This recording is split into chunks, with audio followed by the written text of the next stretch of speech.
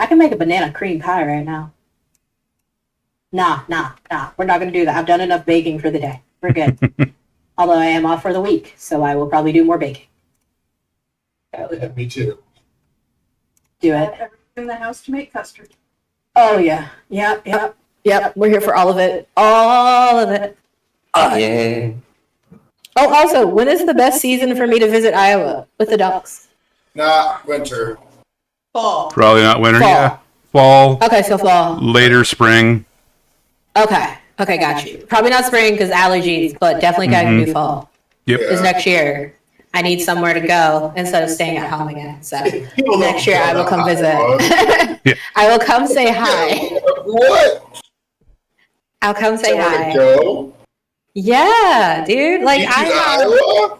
Yeah, why not? If I'm gonna look at farmland there, I might as well visit to make sure I actually like it, right? Well, yeah. Like I Oh, can't sure. do a death drop in Arizona like I did here. Like that was a death drop. My dad was like, "You're coming." I was like, "Okay." I gotta make sure I like I mean, it. what if the colors are wrong? You know? Right? What if I find out I'm allergic to your dirt? That happened to my friend's dog. He's allergic to our sand. Tyler, when did you first learn of Iowa? Like, did you know the 50 states as a kid? I assume not. No, not at all. Okay. Like, you know California's a thing probably, like Florida, New York, Texas, and then the rest of them. Pretty much, yeah. Yeah. Alaska, Hawaii, maybe. He's like, oh yeah, there's the two that aren't there. I mean, Alaska, yes. I only recently learned that Hawaii is actually a part of America. I thought it was just really? random islands. Yeah, Sure. I thought that was near like How Samoa. long a plane Yeah, that's ride valid from though. New Zealand to Hawaii? It's like, is it Well, like Hawaii didn't really want to be a state. We made them, so it's Yeah. fair Yeah. that they don't get lumped. They was forced. We kind of, colonialized them in the worst kind of way. So, yeah. I heard something about introductions. Yes. Because I am streaming. I don't know if all of my viewership knows about the campaign. So, I don't know how we want to start. I probably shouldn't start because I'm just like a lowly bard with no problems whatsoever. Oh, you can absolutely start. Okay, well. The simplest character, that's me. Right. I have the least trauma. True, though. You are in the trauma group, aren't you? This is the trauma group. I'm the one with the least trauma with just the dead dad and the overprotective mom. All right, I think we're going to start with simplest character and hardest character. So, yeah, it would be Seppi start us out. So yeah, I'm Seppi. I'm playing Nissa. She is a cleric, Circle of the Moon, so a lot of shifting into different beasties. Nissa's backstory is pretty simple. She's always been in this town. Her mom is the head of the Circle of the Druids just outside of town, and her dad went missing when she was like 4 or so we don't really remember him a lot. We think he fell down the cliff and died, but technically the body was never recovered, so that might come up or it might not. Depends on what Breck is feeling like, I guess. I mean, I'm not saying I already have that planned, but As he purposefully does not look at the camera, yes. I love that. All right, so I don't know which would be more simple, if it would be Kage or if it would be Rue. Y'all both kind of complicated. Like, yeah. I mean, we're all kind of complicated, truly. Like, Seppi has the easiest, like, keeps us in line character ever. We need it. we do. Because left to our lonesomes, we'd be horrible. Kage or Rue? Which one do you want to go first? One session, and that was a mistake. True. Came back and made a wedding. It's a plan. I mean, okay, but like, who doesn't like a wedding? We get cake. Yeah. We like cake. Yeah. I should order food. You should. Don't forget. I try to adjust one setting and everything goes bleh. It's okay. What did you do? Oh god. Sorry, y'all. If you're not in Breakfast's stream Bro. watching the camera shenanigans right now. Pro streamer right here, let me tell you. Oh my goodness, there's just shenanigans. So Kage, you want to go What next? I'm hearing is logging quick. So, hey, I'm Tyler. I'm playing Kage Erebus. He's a monk and sorcerer. Currently we're level 4, so I have 3 in monk and 1 in sorcerer. He is a human, and my god, is this boy traumatized. He came to town not very long ago. He was kind of found by what's his name? Zotok, and worked alongside him for a while. But they recently found out his family are a bunch of cultists. And that's a good fun time that he absolutely loves. He very much loves dogs, very much wolves, big puppy boy, with not a whole lot of brain. But we love him anyway. We do love us some Kage. We do. Kage is pretty cool. We love Kage. It's my one of my character's friends. I mean, they're all friends, but they were first friends. They were the first Yes. friends, trauma buddies. Yeah. They were Trauma the first buddies. friends. Trauma buddies. Yeah. Sorry, my brain shenanigans. All right, and Rue, would you like to explain your very complex character? Hi, I'm Nate. I am playing Rubric, Bryn, and / I'm also playing Montreal 6. Rubric was an enforcer for organized crime, banditry, a professional in what he did. He stole a necklace that they were told to hit, put it on, and then Montreal 6 was locked in there, took control of the rest of its body. Matry, confused in the human body, ran to Bryn Ardwell, hung out with some witch women, wasn't quite sure how to human very well, but is slowly learning.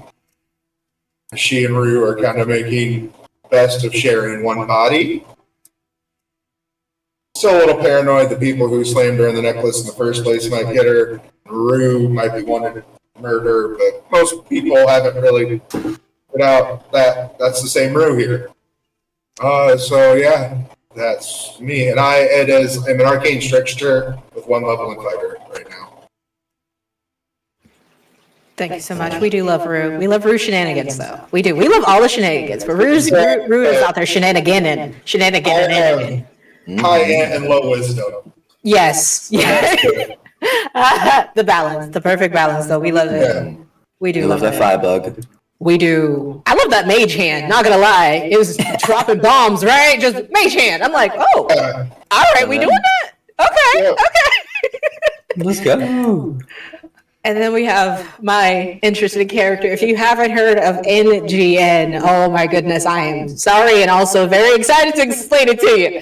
So Namor Ganymede Noir is a 3 souls, 1 body kind of person. They're a College of Souls bard, which will be taking some levels in Paladin eventually for reasons called noir. But they do have 3 souls split into one. We will find out why eventually, as now we know that there is a dryad. And I don't know, they might look familiar, they might not, I don't know. But there's Namora, which is our sweet, loving, with an amazing freaking memory, childlike soul. Slowly aging, though, they are about to hit teenage years. Yeah, we're about to have that brat season. We love it. So we will see how that goes. We will see how that goes. And then you have the strong and I mean badass Ganymede ready to slap you in the head with a staff, or cry because you didn't listen to their song, and learning to smile. It's a little bit hard to learn to smile at people when they run in fear when they normally see that. So, daggers for teeth, pitch black eyes, no irises, big, kind of scary a little bit. And then you have Noir, who is, he's just an asshole, okay? That's the easiest way to explain it. Like, he's an asshole. The entire party is like, for real, when he comes out. So Noir is I I don't know the best way to explain it. A very interesting zealot, worshiper of the sun, but still has some morals about them. Not too bad. I mean, but they don't use them very often. But yeah, so Trestle Bards trying to figure out why we're split because we don't really know. And yeah, we live with a whole band of changelings that look like dwarves. And they were raised by dwarves and dragons. But yeah, so that's the complexity of our characters. Thank you for listening to all of our shenanigans there. I don't know, Rick, you got anything else as our game master? You probably got more details about all of us than we do. I mean, yeah. I'm not saying I have some futures mapped out, but, you know. Yeah, my name's Reckless. I am the game master, the dungeon master. I'm the storyteller who presents opportunities to the group, and I get to see what lovely chaos they can come up with. My absolute favorite thing about tabletop role-playing games is that they are so cooperative. Yeah, I have the idea of the story I want to tell, but I don't know where these folks are going to take it, and it's fun to find those, new story beats and new directions. So, yeah. Hell yeah. I love that. I love all of that. Playing the therapist. Yes, basically. Basically. Yeah. Mm-hmm. We are currently located in a village called Bryn, Ardwell, which is one I homebrewed in a setting I'm continuing to kind of flesh out and expand. And someday, maybe they'll even get out of town and see the world. Oh, snap. Yeah. You're going to see the world. That's not happening. Taste the sights. Oh, no, I got ideas. Don't. As long as we don't get, murdered, since we seem to get into things. So we do get into shenanigans a lot. There's at least 2 locations that I think you're going to want to find. All right. So we got 2 locations that we have to find. Shenanigans are upon us. There is Caravas, the mountain home, the Iron Accords. True. And then there's maybe some fun stuff in like some of the capitals that, Yo, I'm here for the snacks in the capitals though. Like we love snacks. That is a thing. So snacks. Mm-hmm. Yeah, snacks. I'm here for it. All right, friends. So that was our amazing introductions. I hope you liked them because I liked them. But if you didn't like them, that's okay too. But yeah, are we ready? Get out. Go away.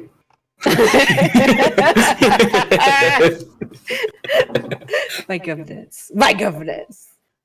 So quick recap from last session 13. The group is back in town.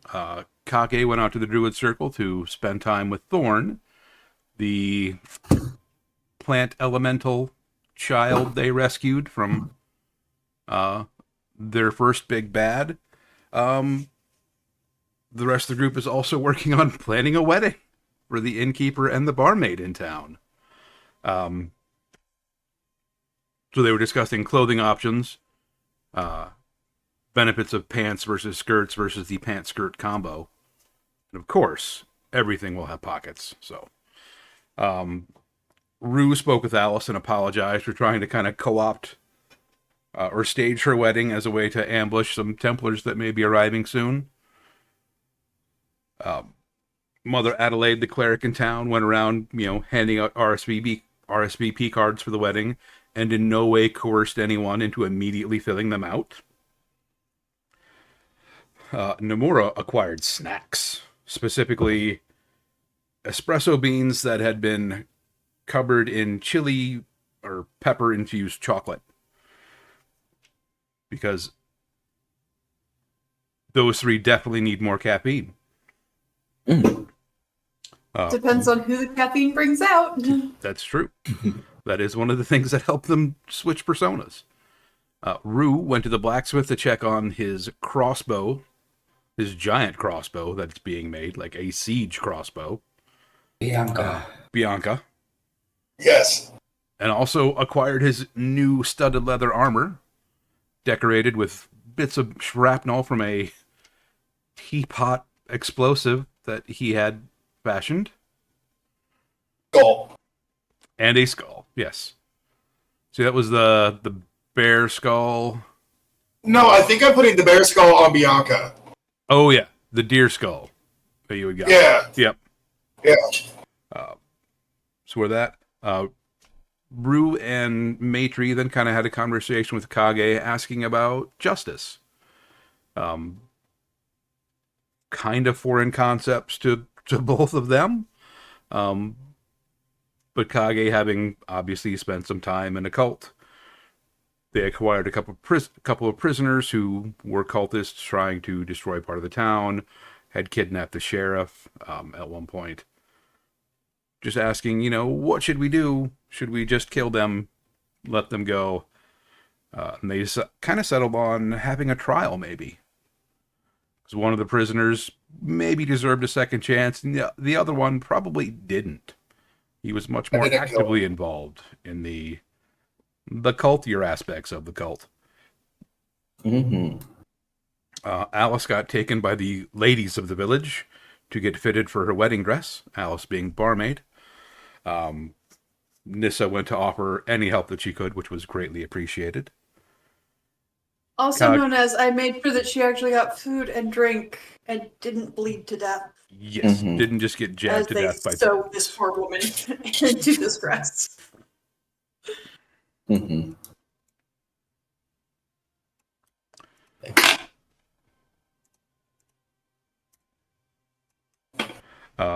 Rue and Kage then kind of worked with Brand to help clear sort of some of the rubble, to get Brand sorted out for his upcoming wedding, making sure that he had clothing, asking like his input on, if he wanted anything done for his wedding.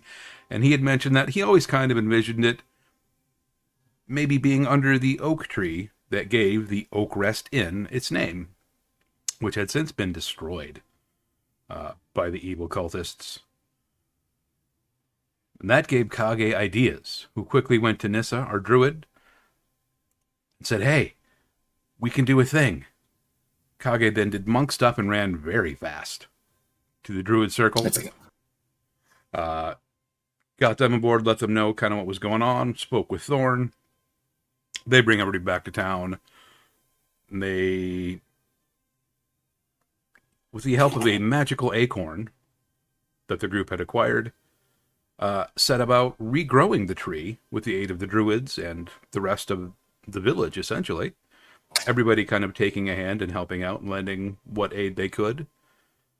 And not only did they regrow the magnificent oak tree, but due to some things that had happened earlier, Soraya, the mother of Brand, who had been fairly ill for a long time, and actually had used some of the magical healing that the acorn possessed, was now bonded to the tree in strange new ways. And as she placed a hand upon the trunk, it began to shudder and twist, and branches grew up and out and down and across.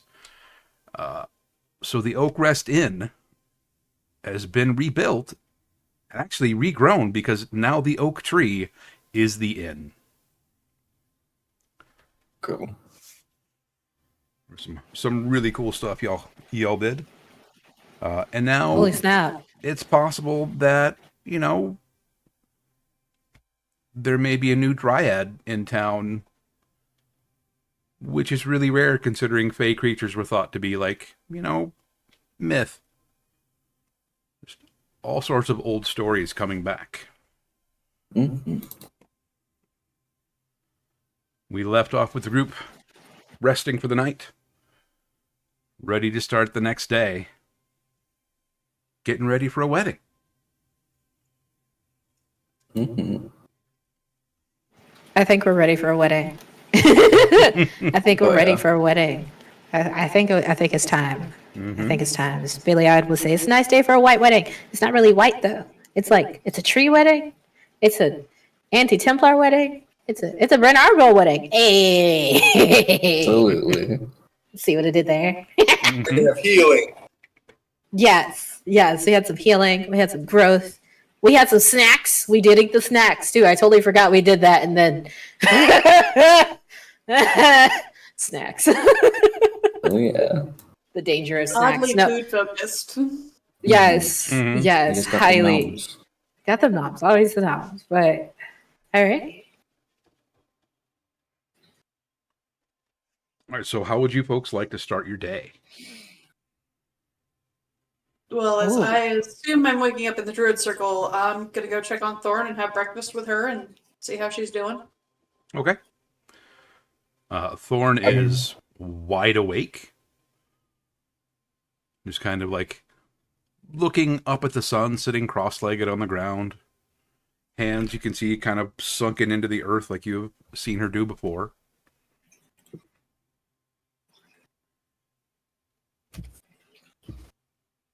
I woke up, say good morning, let Morning. her lead conversation. Morning, Nissa.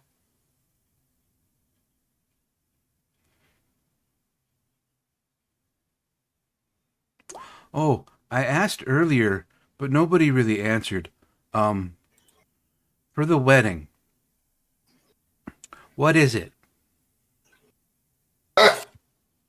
Oh yeah.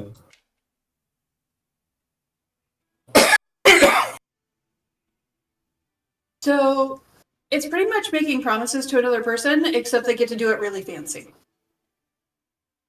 Oh, Because they're making promises to take care of each other and be there for each other, and that's a really big thing to do to somebody that, you're not helping raise or you're not related to. okay.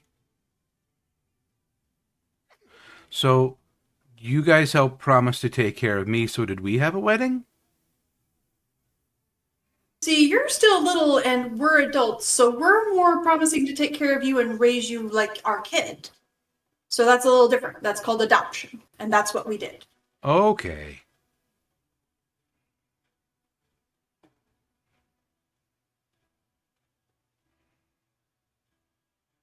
I'm hungry. We should go find breakfast. You get up and you see druids are already up and around. The morning porridge is going. You see Thorn kind of go over and like snip at the oats in the cauldron and like, I want meat. That's available. Moves her further down the line too, where there is clearly sausage, ham. Mr. Pig. No, not Mr. Pig. It's okay. Oh my god. You It's see safe her for just another day. pile a plate. Just rapidly begin eating.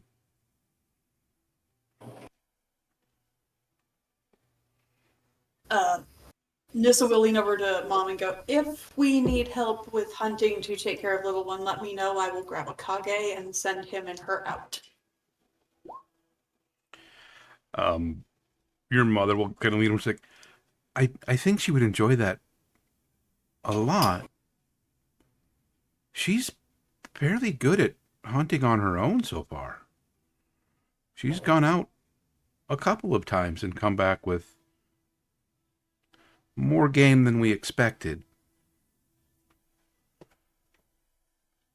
Having some time with Kage would be good for Kage too. Yes, most likely. I'll talk to him about that if he's not, wandering around here somewhere having breakfast.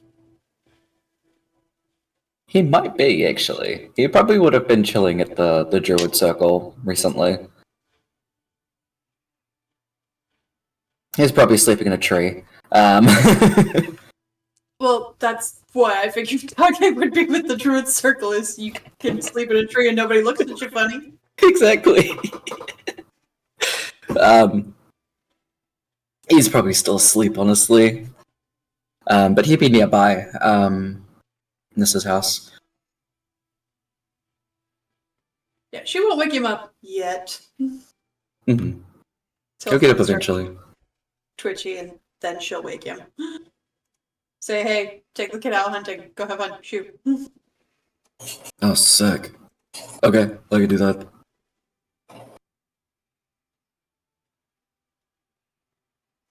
Because we were the ones who said we would take care of her. We should probably be stepping up when she's ready to do stuff. Yeah, that's a good point. And I was not the good one at hunting, so it's you. Okay. This is fine with me.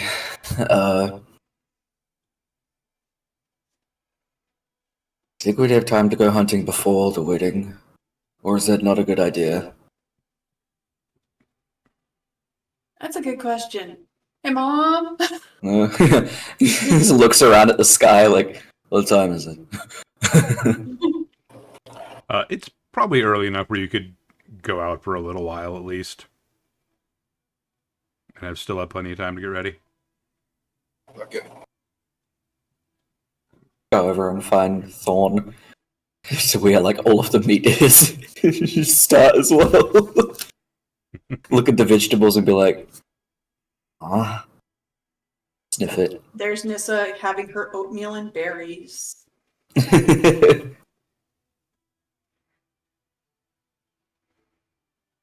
Someone, because druids are stupidly perceptive, will see Kage take a bite of it, go, ah, and throw it in a bush somewhere.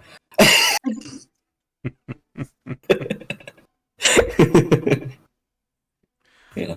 One of the druids you've seen, like, who spends most of their time in, like, animal form, just kind of looks over at you as, like, a wolf. Just kind of does that little, like, shoulder shake. Just gonna nod and stroll away, bacon in hand. Let's take Thorn out hunting before we get ready and stuff like that. You go out, and again, she's able to keep pace with you. She can move very quietly. You've seen her a couple times kind of like reach up a hand and like grab a low branch and just kind of swing herself and catch the next one. That's so Monk cool. like a chimpanzee or whatever. Almost. Yeah. Except at one point, you think there's no way she's going to reach the next branch. And you Cheater. see her arm extend. Whoa. And she catches it and kind of pulls herself. Mm-hmm. That's cool as hell. Fuck yeah.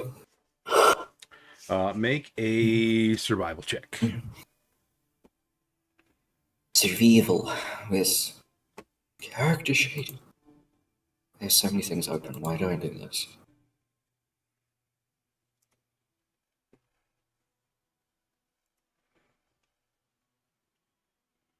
Survival. Hell yeah. Nice. You're able to track down a like decently sized deer. Like you kind of come up on a stream where it's taking a drink. It doesn't seem to have heard you yet.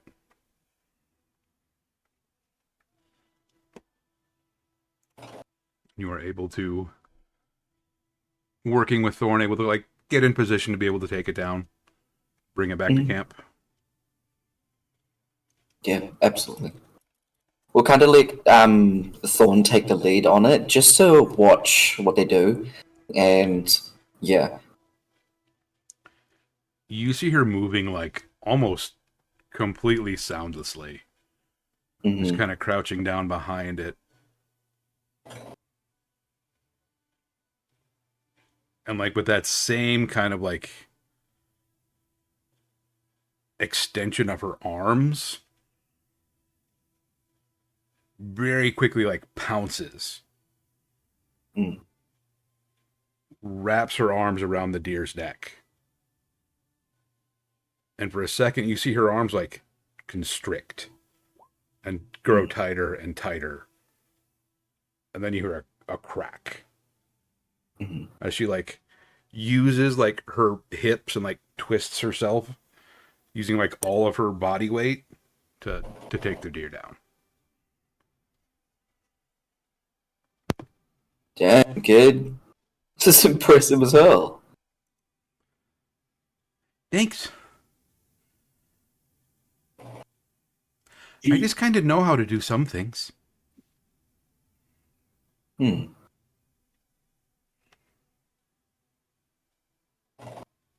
That's kind of cool. Thanks, Kage. Yeah. Have you always been able to, like, grow your arms out? I think so. A little bit, at least.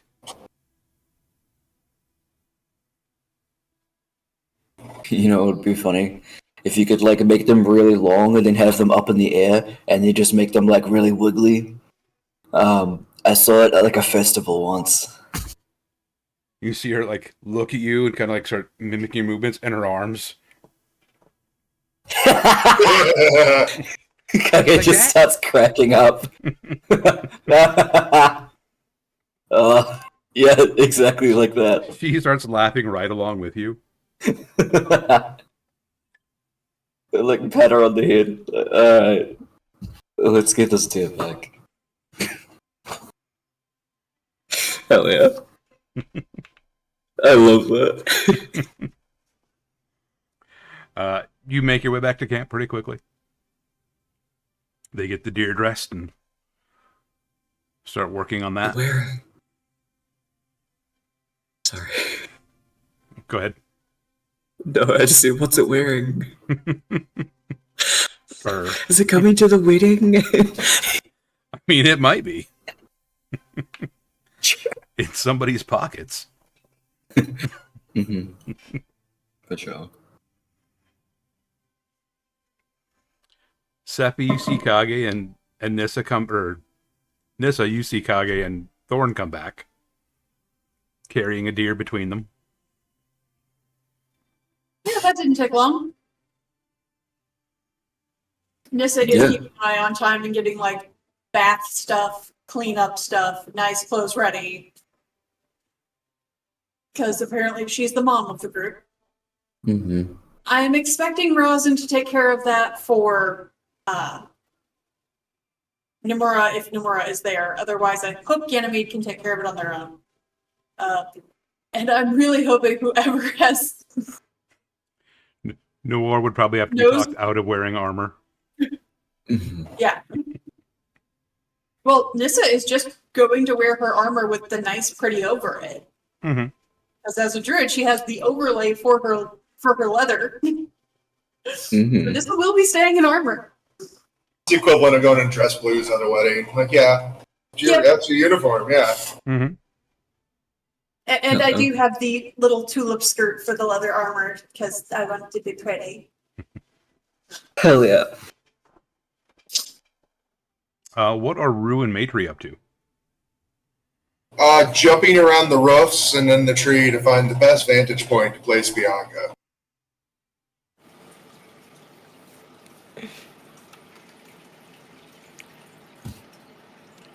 Make a perception or investigation check.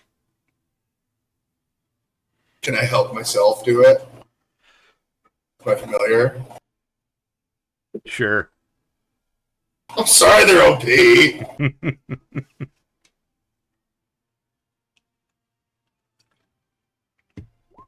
I mean, it's a circumstance you'd be, like, familiar Yeah, like, okay. So. Yeah, like, fly over there. Okay, can I see you? Like, yeah. What gives you the best view all the way around? Yeah. Where I can, like, reasonably have it high and kind of hidden. Mm-hmm. You think you'd have a good shot at either on the town hall or on top of the general store / bakery. Okay. But as Matri's kind of flying around, she's like, I mean, if we could get on top of the tree for the inn, we can see everything.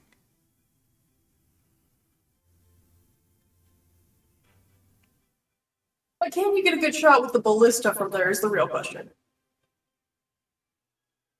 I mean, to investigate further. Is there a spot where I can get some good shots out, open area, where I could be reasonably camouflaged too?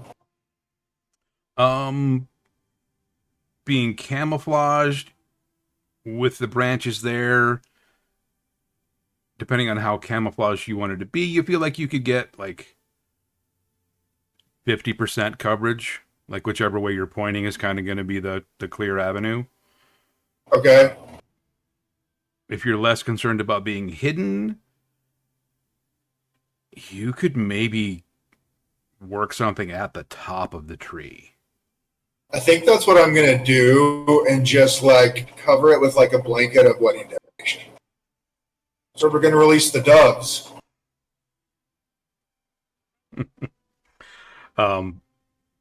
As you're kind of like climbing around up in the tree, you hear something below you coming up as well.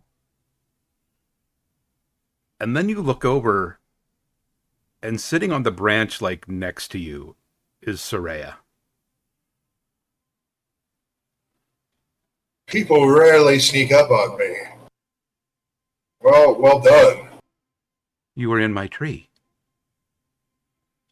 What are you doing in my tree?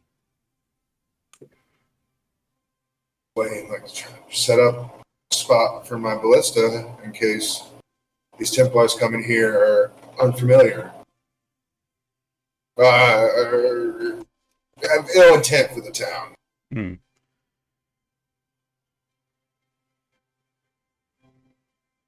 I hadn't thought of that.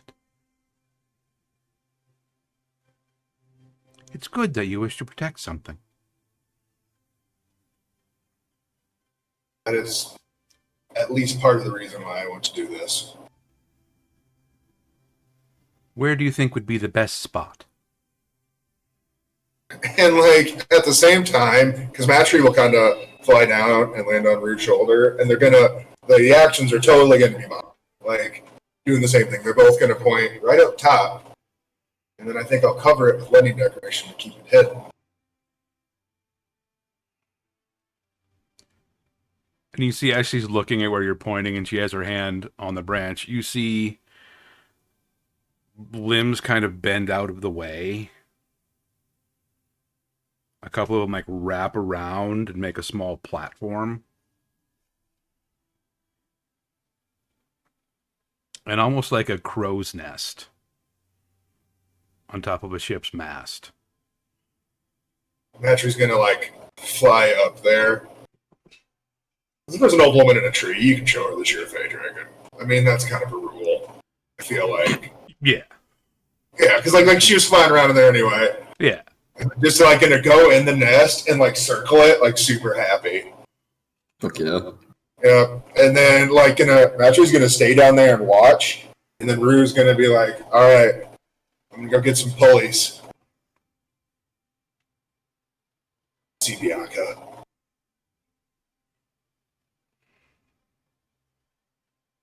Like excitingly crawl down the tree. You start crawling down, and Soraya just looks at you and just holds out her hand.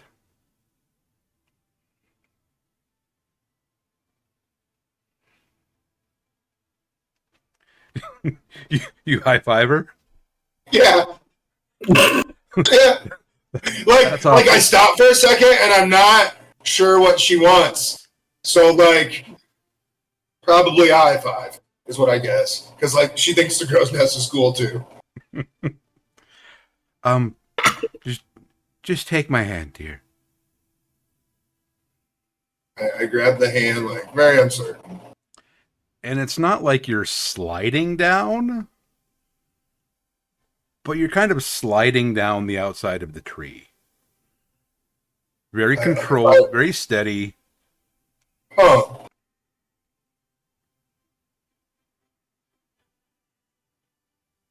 Interesting. And we're all kind of like inspector.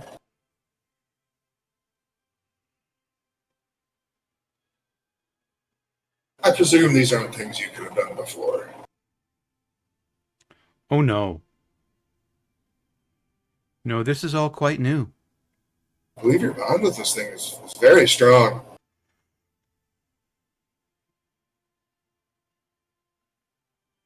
Perhaps you should go speak with Thorn. I'll be able to get it up myself. I appreciate your help, but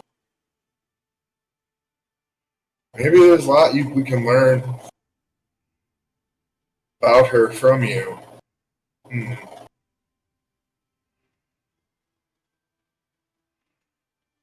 Because unfortunately, I think this will all end up being bigger than Bryn Ardwell.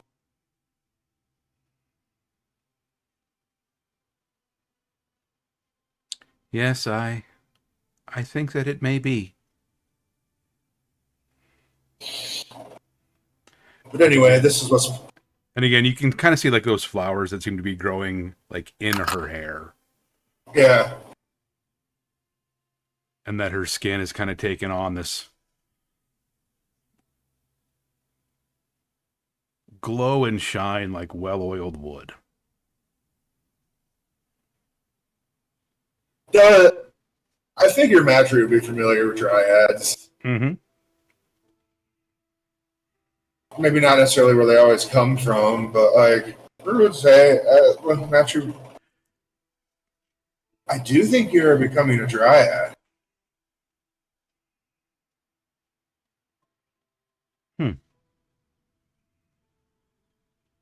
I'm glad that it has a name.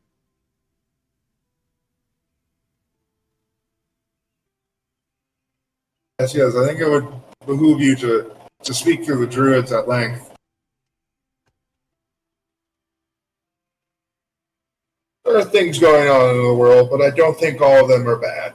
And I think this might be something good we should take advantage of. But then Rue will kind of like slap his knees. I gotta get a siege crossbow in place. And then also, I'm gonna start setting up the stage area for singers. Oh, yes. The Midwestern sign for, yeah, I actually do need to go. Oh, yes, the wedding. Yeah. Of your son?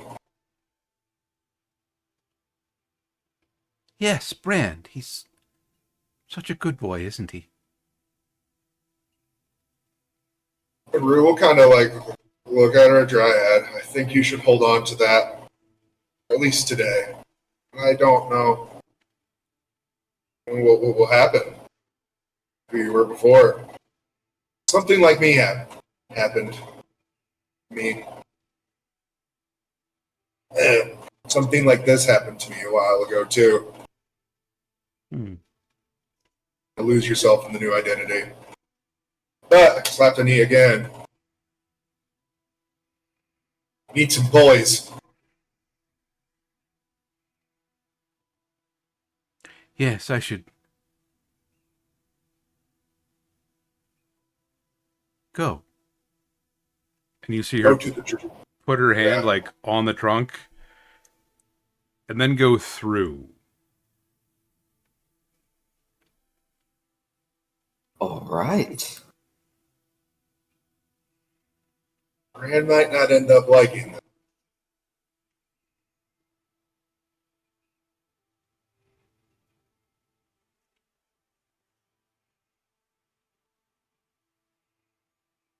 Then Rue will get some pulleys. Start moving Bianca up the tree. Like it takes a little while to find enough pulleys and to get enough rope. That you're able, but you are able to get it up there eventually. It takes probably a couple of hours, but you get some help from a couple of the other villagers. Elvis is very excited. Oh, yeah.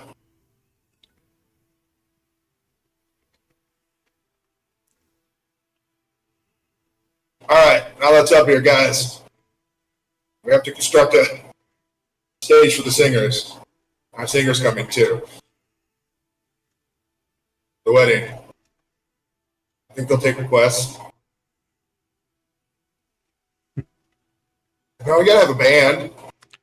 Well, yeah, the bard group's playing the reception. Mhm. And you Like can they see gotta people take are like place. setting up the stage, getting chairs set out, setting up tables, garlands and streamers galore.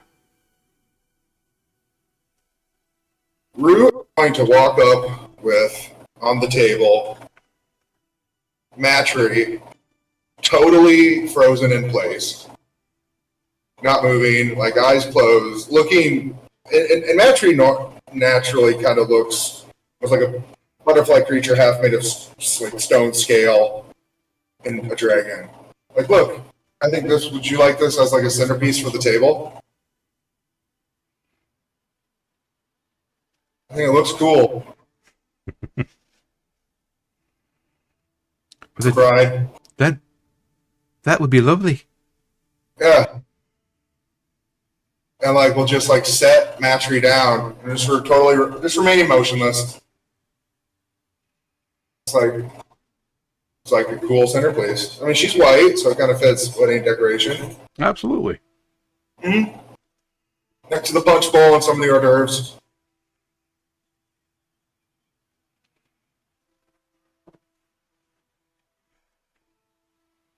And I walk past Kage and kind of snicker. Look, I'm so stealthy, but I'm in the open too. What was the last part, sorry? I'm so stealthy, but I'm in the open too at the same time. The absurdity. I mean, hey, this has got to work. Yeah. It's a good plan, not gonna lie.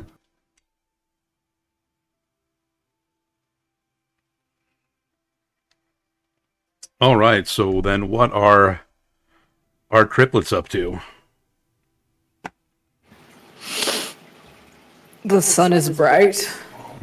The world is heavy. But we have caffeine. So, I'm pretty sure Namora has woken from a very wired meditation session at the temple. And it is now just needing caffeine because they have no idea how this happened, but it worked.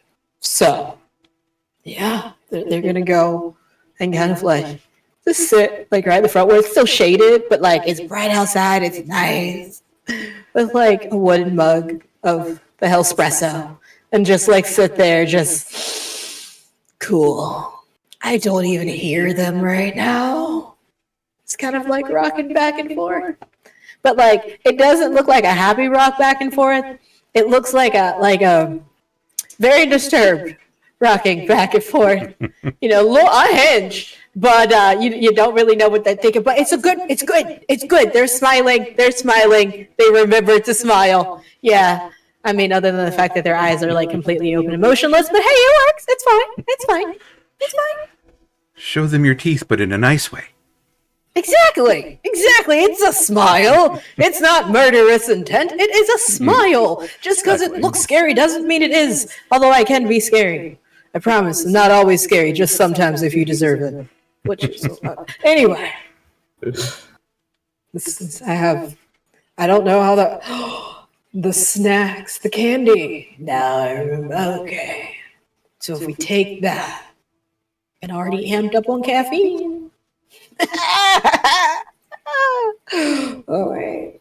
That means the child is with him. Oh, hopefully he doesn't bore her to death with stories. Oh no. Oh dear. It's fine. The child will be aging soon. Yeah, we're fine. Just drink your espresso. You'll be fine. It's fine. The world is fine. It's fine. It's bright, but it's fine. Yes. That's it. Just gonna enjoy this moment right now. The moment of silence. Nothing in the brain, no other voices, just them and their own thoughts. It's a little disturbing though, not gonna lie, but also it's kind of like None of them are about murder. nah, or there is no like heretics. I will slay them all. Look at my grandeur and glory. You know, no, none of that, or nothing about like the flowers and the stinky people and the mass. And like that lady looks like Helen. It's impossible. Okay, first of all, but yes, it's very nice. It's very nice. Yeah. Oh yes, we have a wedding now, don't we? Okay. Yeah. Well, I should probably wear something for that, I guess. Hmm. Then we're gonna like get up and go to town hall and go find Rosin, and like who has brought clothes as usual. Mm-hmm. So there are new clothes, and they change, and they're like, "All right, it has its utility. I can stick weapons in places and the little snacks, so it's fine." Yeah. So they're just really sitting outside town hall in the shade, drinking a giant wooden cup of espresso now in their wedding gear, because put it on early. If it gets bloody, it gets bloody. It's fine. Mm-hmm.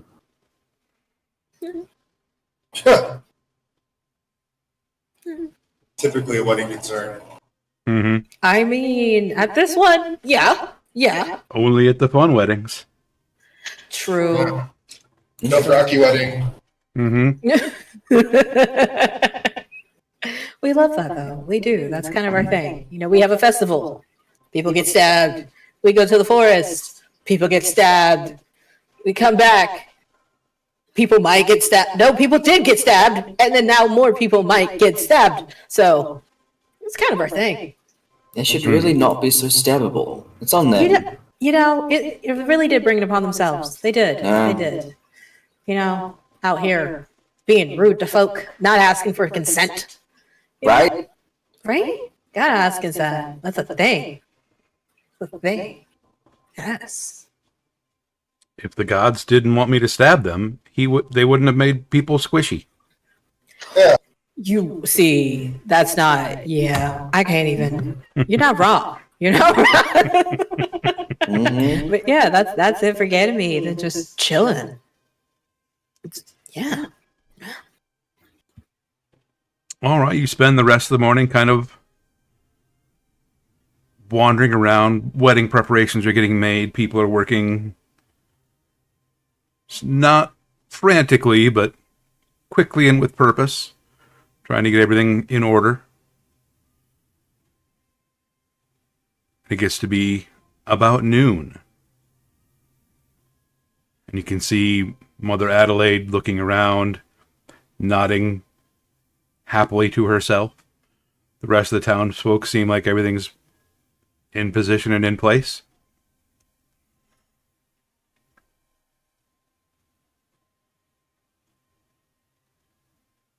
And you hear the chimes begin to sound, notifying everyone that the wedding will be beginning. Guests come and take their places. Gifts are put on the table. People are visiting with one another. You see Sunshine walking around, a little tie around their neck. Sunshine, I love you. Sunshine is a very large golden bear that is the sheriff's animal companion.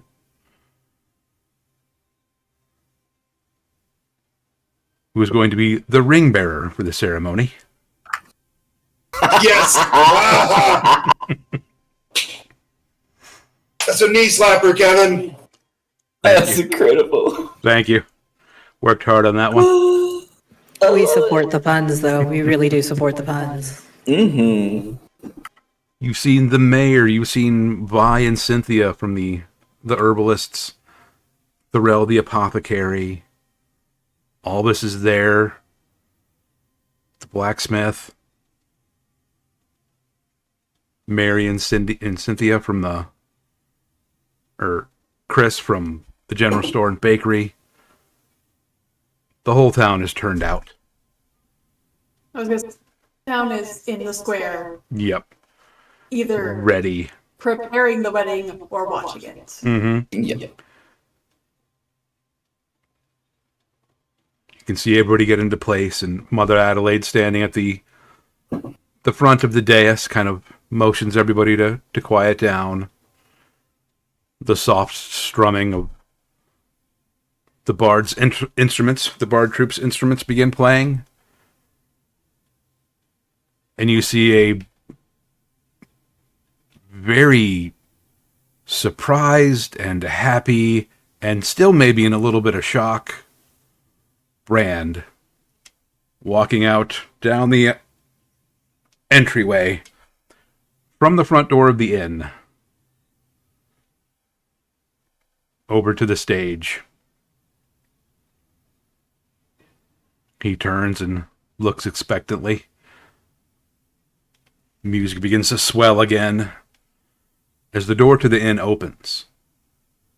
And in a beautiful dress steps Alice, flowers in hand, slowly walking down the aisle, till she takes her place with Brand as well, in front of Mother Adelaide.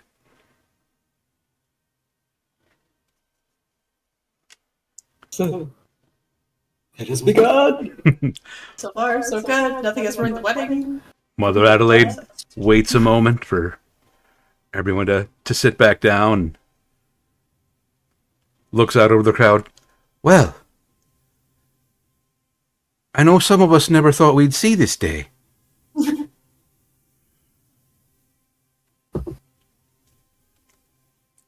Especially with all the things that have happened in the village of late. Those that could not be here, those that are no longer with us. We, of course, we mourn them. But we hope today will mark a new beginning. The end of this trying chapter. The start of something new and beautiful. Much like this new and beautiful inn that we have.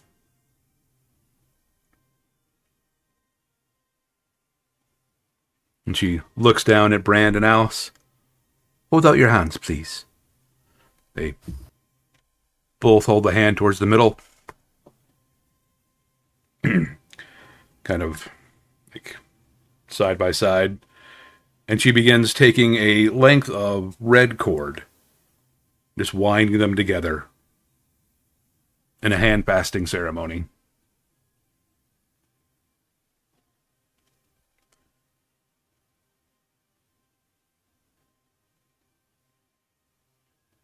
We bind you, just as you were bound to this town, to your inn, to each other.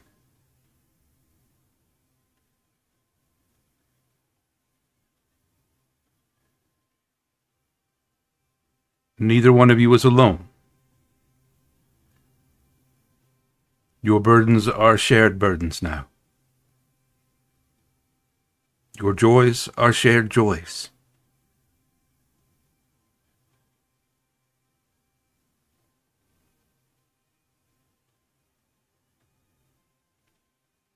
If anyone wishes to object, do so now.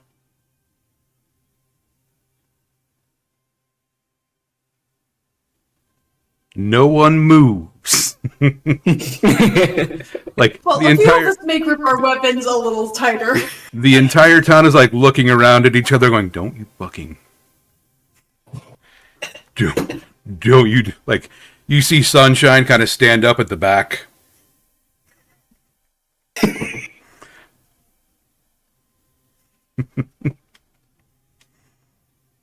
Willing to go to war to make a wedding happen.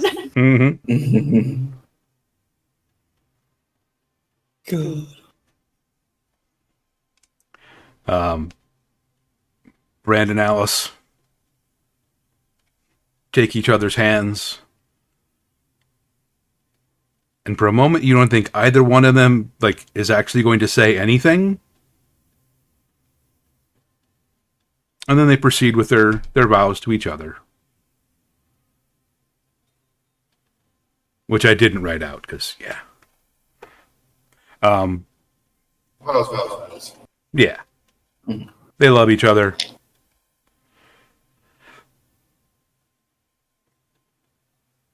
Mother Adelaide motions for Sunshine at the back. The bear happily trotting down the aisle.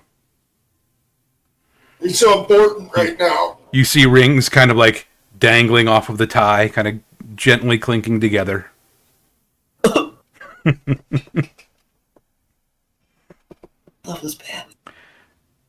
And she comes and just sits between them, arches her neck up, lets them take the rings off, place them on each other's fingers.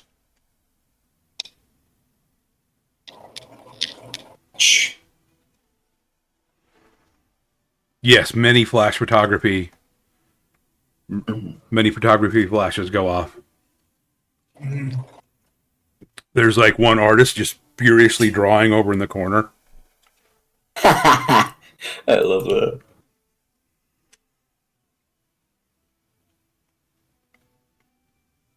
And the crowd holds its collective breath for a moment as the new bride and groom finally kiss each other.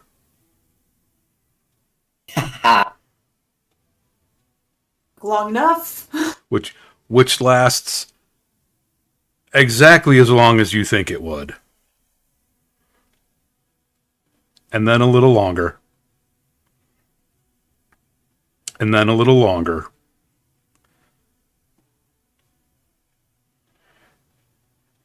Until eventually Mother Adelaide just kind of goes,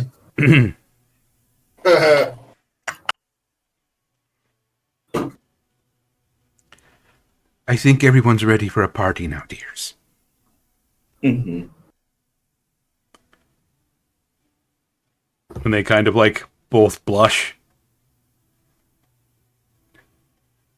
Turn around to face the crowd.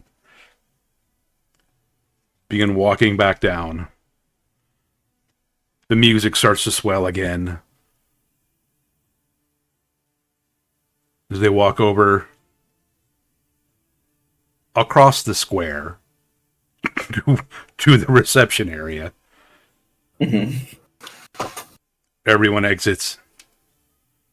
The party is now begun. We were successful. Your row may be Lisa is excused. pleased.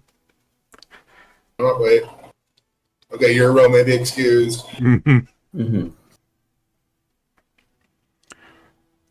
Yeah, I love Rue just being the usher. You can go. Yeah. All right. Yeah. The reception starts at 4. They're going to be doing pictures. Please, they invite you to take some sorbs and look at the beautiful, beautiful decoration on the table for the observers are. Mm-hmm. Cool butterfly dragon, isn't it, people? They're over there, ma'am. You live in this town. Mm-hmm.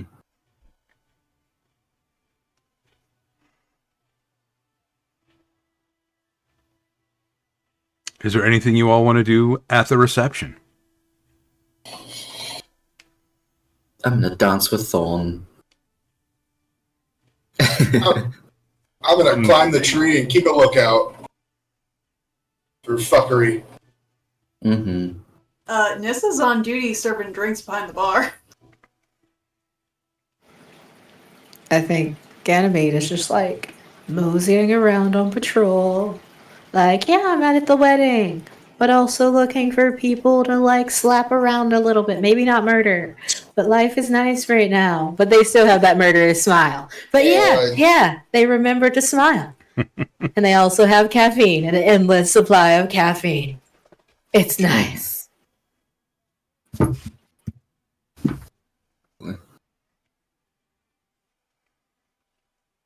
Drinks are flowing, food is being shared around and enjoyed.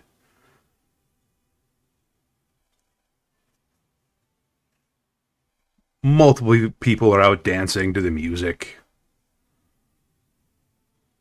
Everyone compliments Thorn's dress pants combo. Mm-hmm. Do I see anything from the crow's nest? Make a perception check.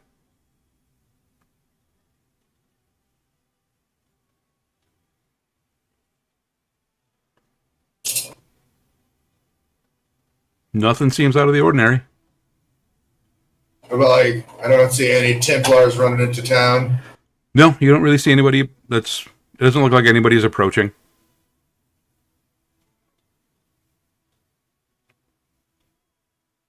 It looks like Hey, you're all lady, having a nice, relaxing, quiet party.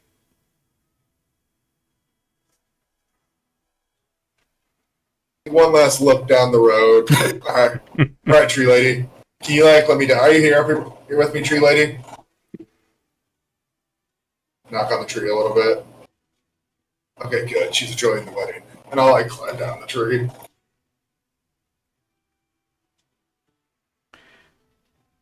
And stand by myself. It did feel easy to climb down. Yeah, thanks. No. You enjoy the wedding. I'll pat the tree. Thanks though.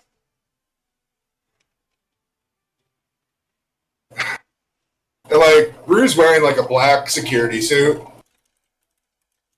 And I'll go find what Kage or the others are doing right now.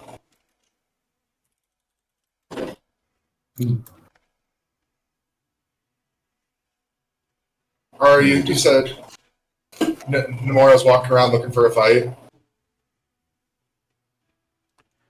Just making sure that there's not one.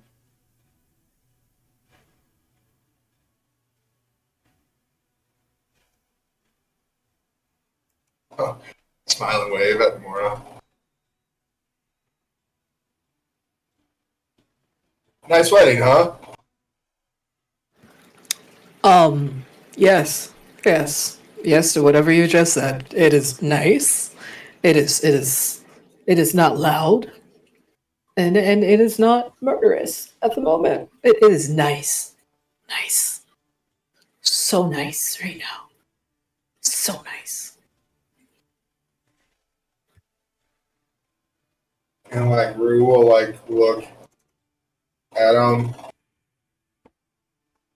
What are we supposed to be doing? You don't know either. Good. I don't know. I'm patrolling with my coffee and making sure that no one looks sus. Because if they look sus, then we have to take them off to the side and have a conversation. Yeah. So right now we're good. I have caffeine. The world is silent. There's not been murder yet. So I think that's what we're supposed to do. Yeah. Yeah. I'm pretty confident. Yeah. Pretty confident in that. Yeah. But 90%. There's cheese over there. Let's go get some cheese. You know what? You enjoy that cheese. I'm gonna drink this coffee. Yeah, sound good? Yeah. You enjoy it for me. When was the last time you ate food? Good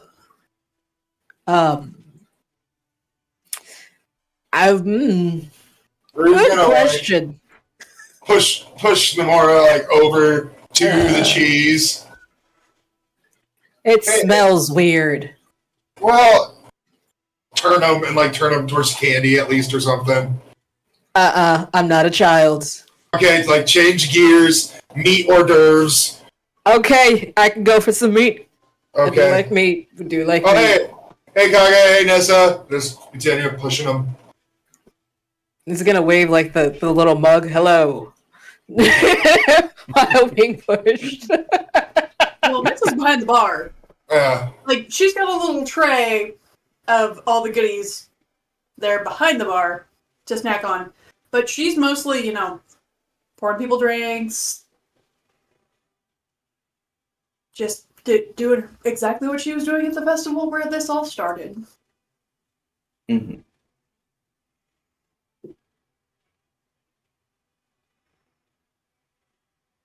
You do probably walk past Kage. He's on the dance floor with Thorn, just chilling. You can tell he does not know what the fuck to do with his body when it comes to dancing, so he's just kind of like... Right than me.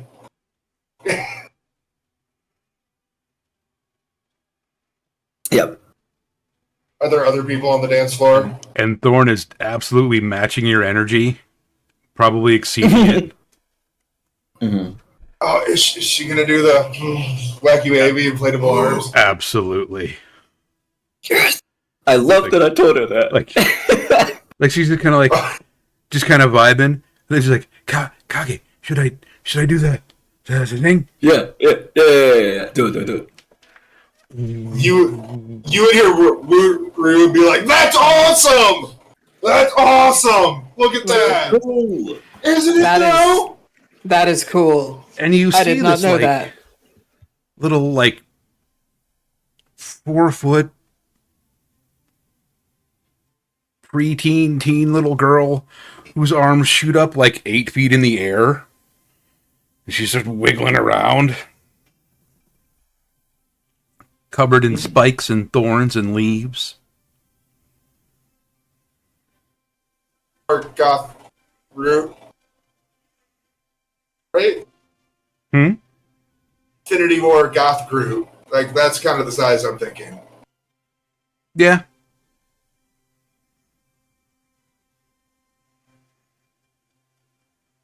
Different colors, though. Mm-hmm. I love this. What's Mother Adelaide doing?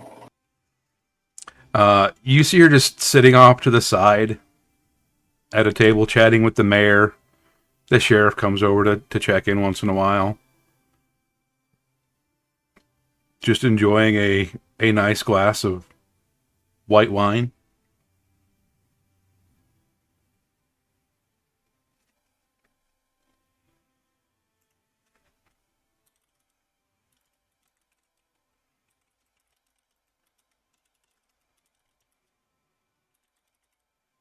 So,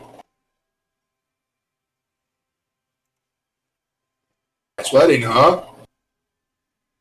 That's what Rue's gonna like say to people as he walks by. He's not sure what to do. Everyone agrees that yes, this is a very nice wedding. Yeah. The, Anyway, I'm gonna go the back up common to the crow's comment nest. of, Yeah. we're never sure if this is going to happen or not. About time Yeah. you two figured it out. Yeah, I'll be switching the old chestnut. Mm-hmm. Every other. Like if I hear other people asking questions in the crowd, I'm gonna copy like what they ask, Mm-hmm. even if it's maybe a little bit out of context.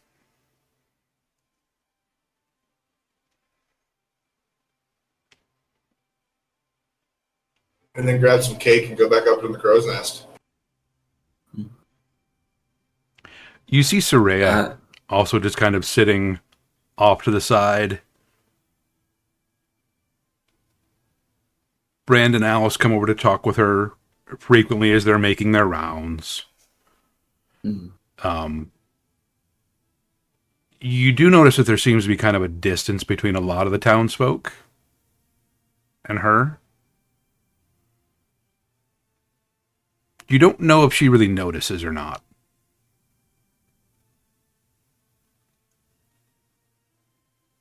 But they're like, the mayor will talk to her, Mother Adelaide will talk to her, like welcome her over, invite her over to their table. And she'll just kind of, oh, yeah, yes, of course. Come over and sit down.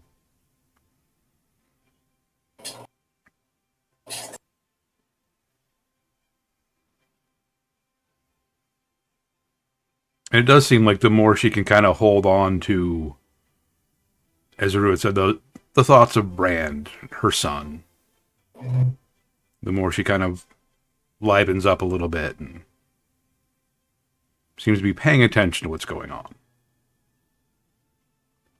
Roll, like, knock on the tree, like, yeah, keep that up. Give him this. Now, figure out the other stuff later. Give him this day. Good tree.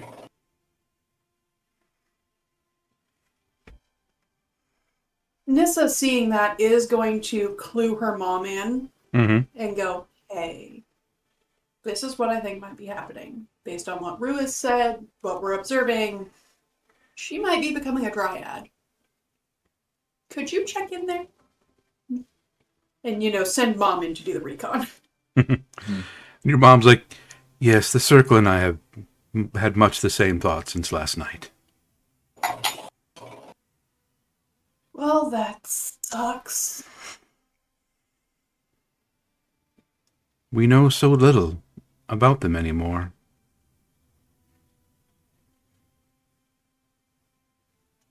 I do know we have to wonder how much of it is story and how much of it is true. Because it's just been missing for so long, but we're going to have to figure this one out.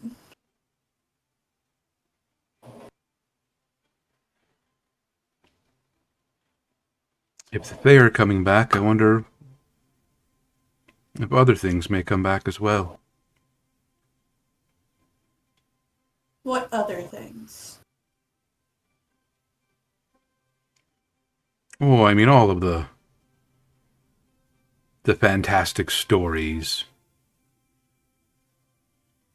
Oh, you mean like it's not just going to be dryads, it's going to be like pixies and fairies and pixies, fairies, redcaps, selkies, knucklebees, water horses. All of the fey creatures, but also, I mean, we know dragons existed at one point, but oh my. how long has it been since anyone has seen one?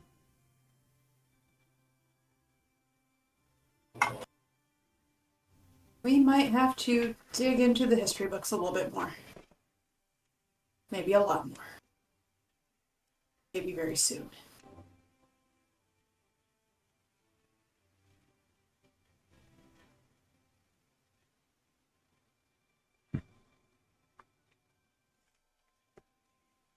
How close are you to frozen mat tree right now? I think it's funny you're talking about Fae and dragons, right? So mat tree pretending to be a decoration. Oh, Matry would absolutely be able to hear them. Yeah. Like, they would definitely be close enough for that conversation. Yeah. Which is why Nissa is kind of just holding her shit together. Yeah. I gotta get out of here before I start laughing, because if I start laughing, Matry's gonna go, and it's gonna be a thing. It's a game. This is a hilarious game. Can't sit still except for when it's a game. Mm-hmm. Yeah. And, like, I just have this vision of, like, every so often somebody will, like, be looking at the centerpiece. Yeah, and, like, I might fuck with them a little bit. And then glance away, and then they look back, it's in a different position. Uh-huh. Looking in a different direction, got, like, one wing. Yep. Uh-huh. Making a judgy look at somebody. Mm-hmm. Like, is that thing judging me? No, look, it's smiling. No, man, it was... No fucking way. You see a guy, like, over at the snack table, take a chip, like, dip it into, like, some melted cheese, take a bite, and, like, is gonna dip the chip back. Uh-huh. And he just happens to glance up. Mm-hmm. Frowniest, angriest, dragon-faced. Slowly pulls the chip back. Uh-huh. I'm going to telepathically say, be better. Beautiful. Yeah. The guy, like, looks around. What? The face is normal again, looking ahead. Sets his entire, like, plate down and walks away. That is not better. You just see him go sit down. Yeah. I'm gonna wait Until, like, okay, just imagine that. I'd be like, don't just leave your shit. Sit in places. You see him get up, walk over, grab the plate, come back and sit down, and just, like, hands flat on the table in front of him. Yeah.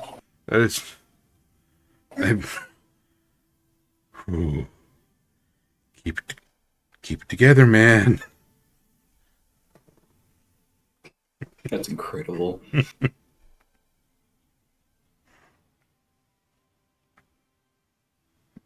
Everyone is greatly enjoying themselves through the afternoon. You see the sun start to begin to set. And you see light coming from the inn and on the inn, where all of these little flowers seem to bloom with the setting sun. And there's just a gentle glow coming off of these flowering vines.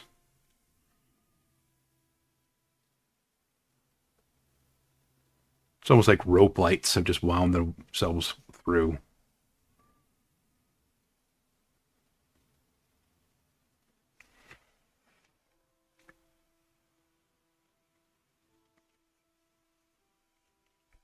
You see Soraya smiling softly at the tree, looking over at her son and daughter-in-law now.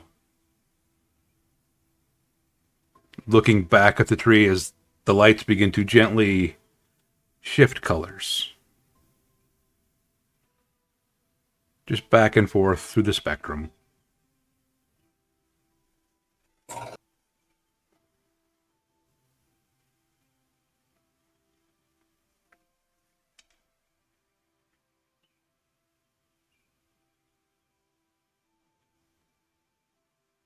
And they gather everyone back together. Food starts being served. The wedding meal itself.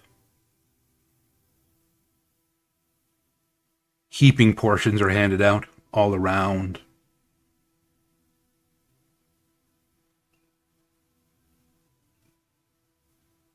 Nissa will hand Vlad the very special bottle and go, you should probably go present this to the couple. See, Vlad opens up this beautiful looking bottle of very, very finely aged Elvish wine. Pouring a glass for the bride and groom.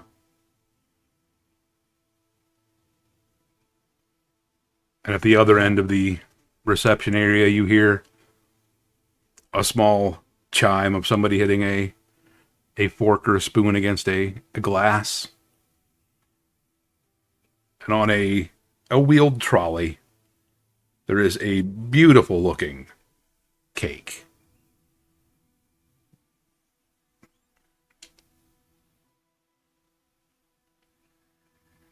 Brandied cherries laid across the top.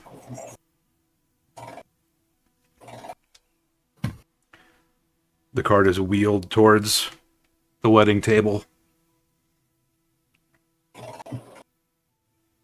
And you see Mary the baker take 2 tapers, just 2 small sticks, hand one of them to the bride and the groom, motions at a candle, and they both reach in,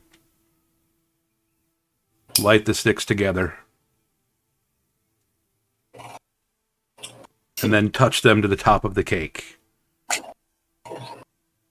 And for a second, there's nothing. And then, with an audible oof, catches flame.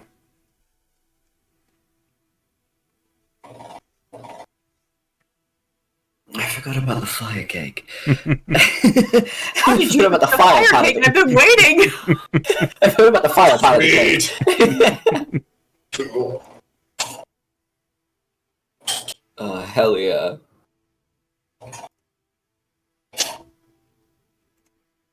Lots of from the crowd. Mm-hmm.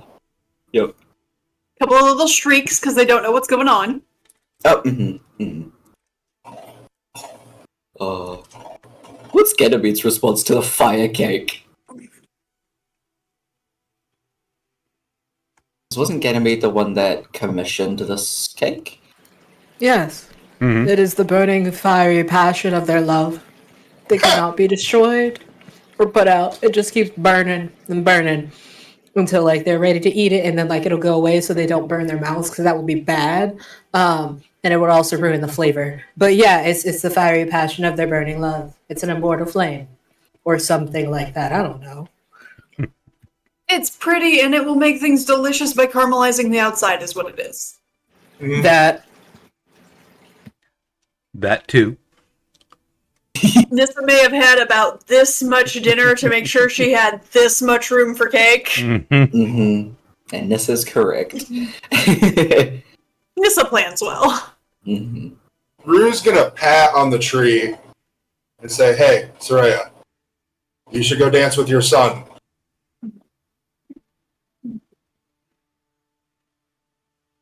You feel the leaves kind of near you just shake a little bit, rustling. After dinner. After dinner. Well, yeah, I'm just reminding her. Like at the appropriate time, yeah. Oh, okay, good. Okay, just making sure. You're doing good tonight. Peopling's hard. Especially when you're a tree. Peopling is very hard. The cake is shared out and enjoyed by all. The musicians wait a moment and start playing a softer tune. People get up, start clearing tables away, clearing chairs.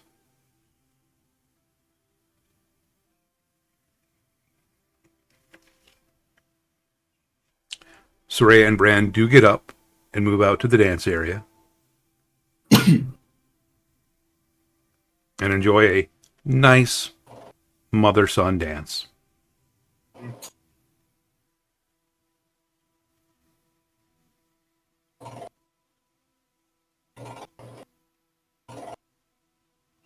Soraya returns and sits back down as Alice meets her, hugging each other tightly. They switch roles. Alice goes out to dance with Brand.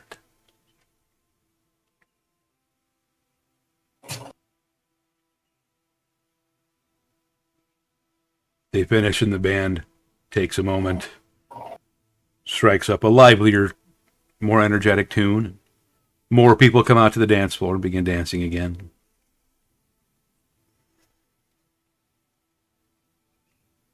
A lovely And we evening transition into standard party.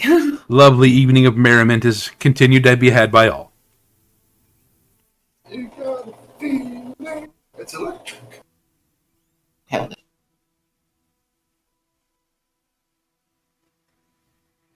So what are you is all? it cold? Is it cold? No, I was gonna say, is it called the electric slide because we're electric or the floor is electric? Ooh, Yes. Right? That's a good could be question. both. Yeah. Yeah, it could be. It could be. I mean, they do call it it's electric boogie woogie woogie. Like you really only say that when you're being like electrocuted. True. So if I was electrocuted, I would not be saying boogie woogie. Mm. Oh, I mean, okay. What would you say if you were electrocuted? I'd be dead. I Oh, won't say anything. okay. Electrocuted means dead. Shocked. Even Really? then, I'd be like, "Oh, holy shit! Not Oh, boogie woogie." snap. Okay, don't let it be the floor is electric then. Yes. I'm gonna go yes. Yes. Caffeine. Yes.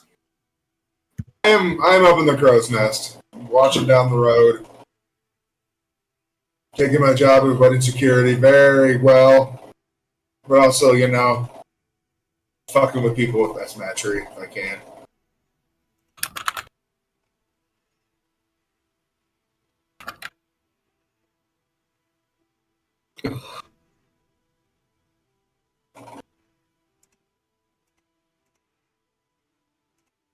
oh my god. Mm-hmm. Oh. You guys did it. You had the wedding. They And the reception. Woo! We did. We did, with no murder at this moment. We made it through the whole wedding ceremony. None at all. Everything. The food, Yeah. the cake. Is there any? Do I see any murder coming down the road, Kevin? Make a perception check. Oh crap. Yes, thank you. Oh dear. God. Well, I mean, hey, at least Bianca would get to celebrate the wedding, though. You know, Yeah. Bianca didn't get to celebrate the wedding. Gotta go off with a bang. You know. Yeah. Those lights on the tree are real pretty. Oh dear.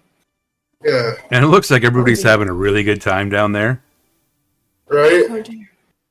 Oh no. I And wonder. like I wonder. the As Like, things go you back know into party this mode, song. Nissa's you know Oh, this, shit. you know this song. It is in fact Damn. your jam.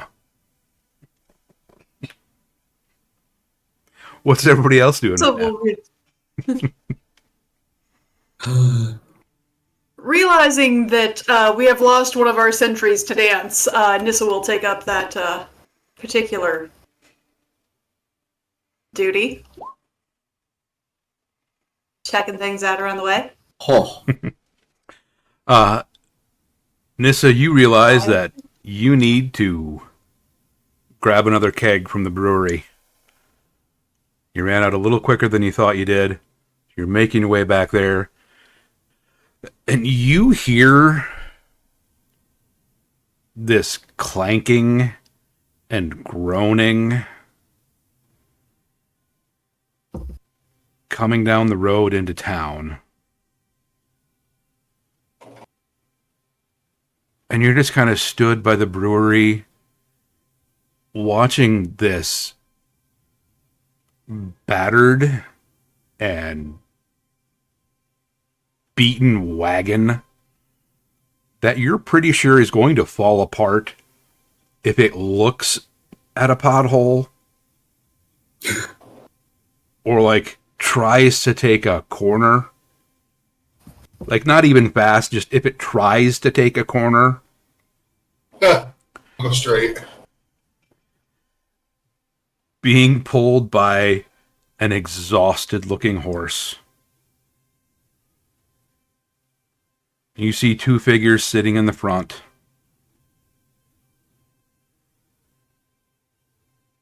Weathered cloaks.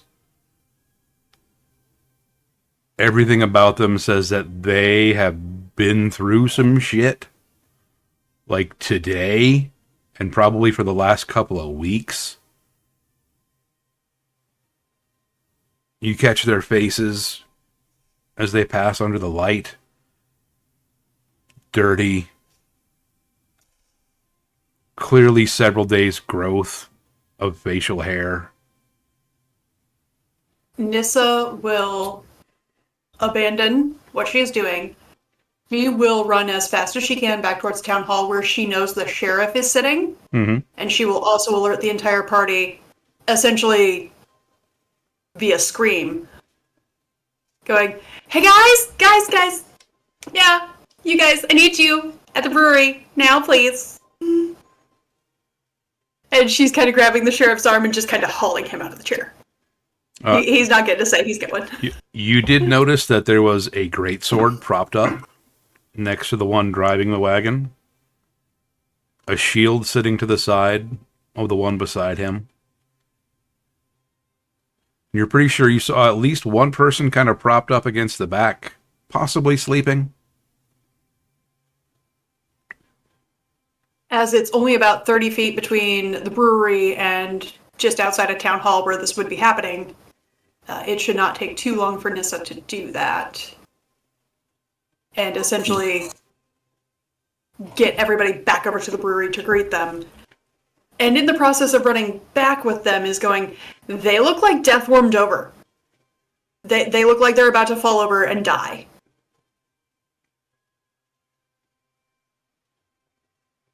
Does it look like the Templar? Maybe we should just let them die. We don't need. It does we don't look know like if the they're evil. Templar, but if they have information about something horrible about to hit us, we need to find out that information, Kage. If something's going to come do that to the town, we need to know. I Okay, mean, that's fair. that does make sense. We should probably find that out. And we can just give them a talking to, not a stern one, a nice one, Yeah, or something. We will have a conversation with them to find out what's going on, including why they were coming to see us. Because Yes. it's weird. We're just a little town. Yes, that. And get more espresso. Yes.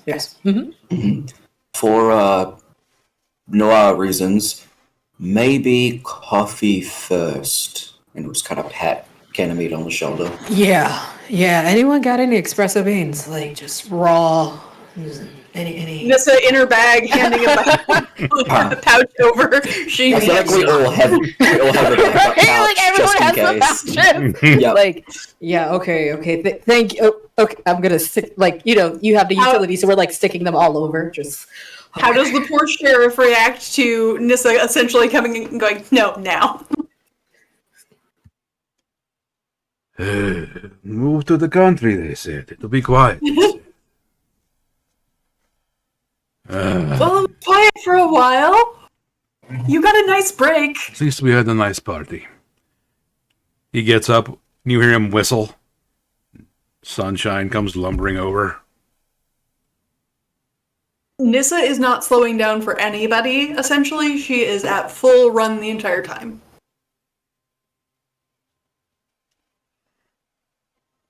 Do I have sight on them? Yeah, you would be able to see them coming. Okay. Once you've been alerted that there's a thing. I have a bead on them, and when everyone's going and like yelling about seeing what's going on. Yeah, Matry's gonna fly off though, to kind of like try to go around, get an eye off of them. Like you said, you screamed, right? Nissa alerted very specific people.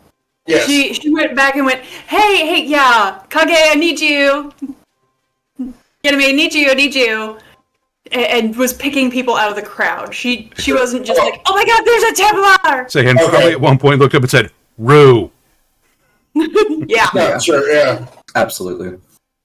I have a bead on them. Thorn would be with Nissa's mum. Kage would have just been like, yeah, me. Over there. Hey, over here. Yeah. So Thorn isn't with us right now. But he's over with everybody.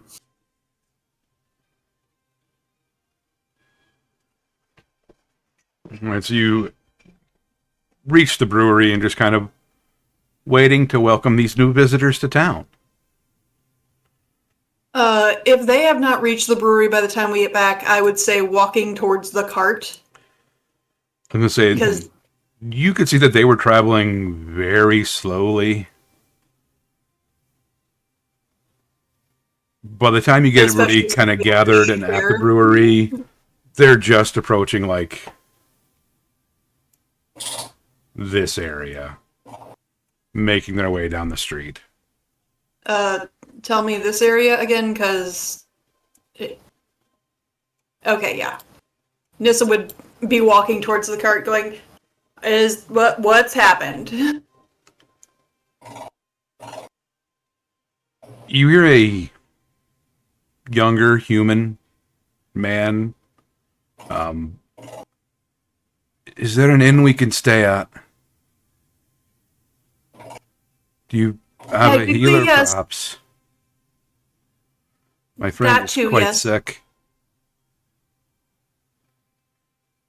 I apologize for our state. You guys staying at the Temple of Ilmater tonight? Oh, good. We'll help you get there quietly. One question. Is this Yeah? Bryn Ardwell? Yeah. Well, why are you thank looking the for gods. us? We were supposed to be here a month ago, almost. A month ago? Has it been a month since the festival? Ish. So you guys were supposed to be here for the festival? Or you not having it? It was a while ago. Oh.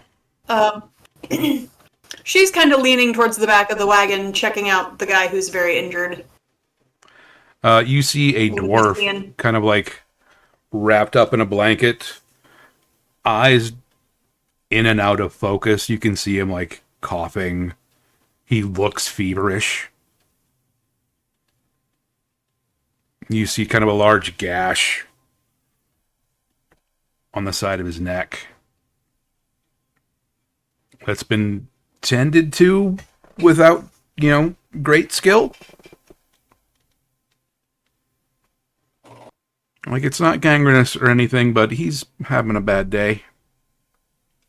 Do a little healing, see if we can make this less of a about to die situation, at the very least. You From reach Nissa. out and place your hand on him, and you see that green glow kind of swirl and get sucked into this man's body like a plant taking water. You see that gash close. You can feel his fever break. And his face just begins like drenched in sweat almost immediately. The change in temperature and circumstance. Okay, Nissa's gonna stand good. up. Rue, I need you to go quietly get Mother Adelaide over to the temple and explain to her what's going on, please.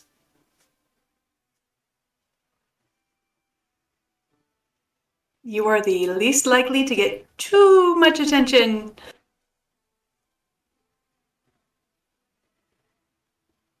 Can go do that. And we will get these guys to the temple.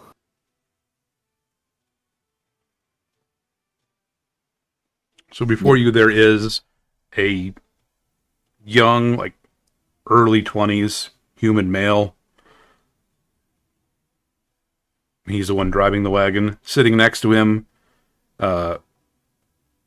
is an older drow. Long hair, kind of half shaved. Grizzled beard. You can see there's a shield strapped to his arm. And as he's kind of like moving around to get out of the wagon, you can see that he's missing his right hand. And there's a mace hanging at his side. Looking in the back of the wagon, you see that, again, that dwarf who was very ill. You notice that he is wearing a breastplate. And then kind of curled up next to him is a halfling wearing robes, pointy hat, with a staff that you can see from here is like very scuffed and cracked in at least a couple of places.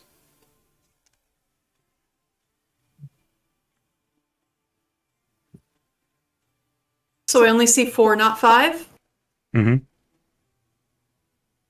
Weren't we told there were 5 riders coming? By the druids that there were 5? Yep. Can I do an insight check? On... Does this seem like an ambush?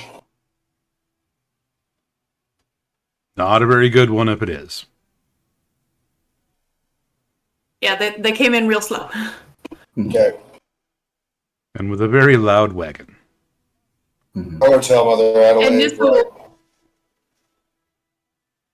Yeah, we got some people who need healing coming. I think it's the Templars we were expecting. Just she helps guide them over to the temple. We'll go, I'm part of the local druid circle, and we thought there were 5 people riding towards us, not 4. Has something terrible happened? Several things, really.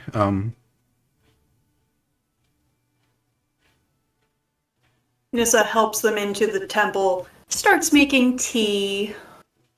As you're, like, unloading the wagon, grabbing things, you notice what looks to be a very tired bird that had kind of, like, nestled in between the dwarf and the halfling. A bird that's familiar to you. It's the dude you sent out. Tweety! And she Wait, scoops him Bryn. up and holds him and just brings him in. Oh no. She gets him up there, she gets him water, and she's like, okay, heal for you. Mm-hmm. Is there something terrible behind you guys right now? Like, chasing you, we need to get ready to fight it. Terrible. You see the human look back. Gods, I hope not. Well, there's at least that. What was it? So we know what to look out for.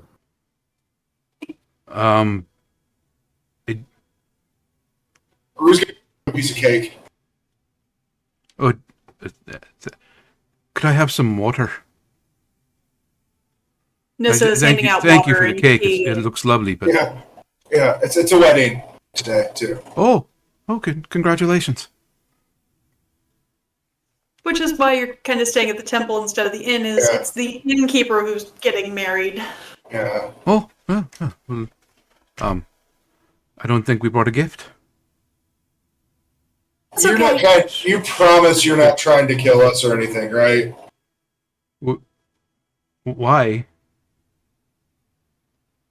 Oh, a lot of things have tried to kill us here recently. We're just a little concerned. That's your gift. Oh. I got you. Oh, good. It's not just us then. Yeah, and then Rue's gonna like grab his head and be like, "Your gift's the information you're going to give us about what the.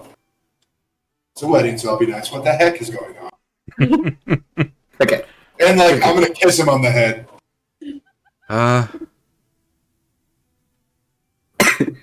Blue, are you gonna make it over there? Because I keep hearing just little bits of giggle, and then it's like you can't breathe, and I'm worried. We're good. Like, I'm not trying to really intimidate him anymore. Kiss. Like I just see Rubric just like and kiss like right on the top. Yeah, I can't right now. Yeah.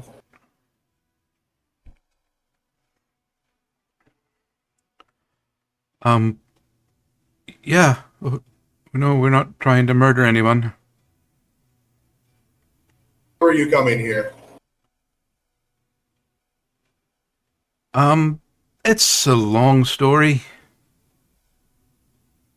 Shorten it as best you can, but we're gonna need that story. Sorry, man. Yeah, and then you're gonna tell me the long version someday too. Does it involve the Horsemen of the Apocalypse? The who? Interesting. Please just let him talk. Sorry. Go ahead, buddy. You see him take that, just like gulping that water down. Long story short, I had a dream.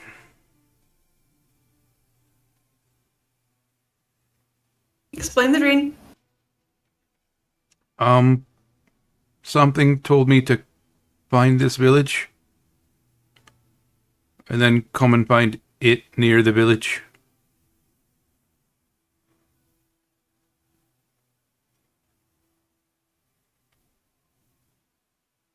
Any chance you know what it is or what it felt like? I'd rather not say at the moment. Unfortunate, though. Because you're going to.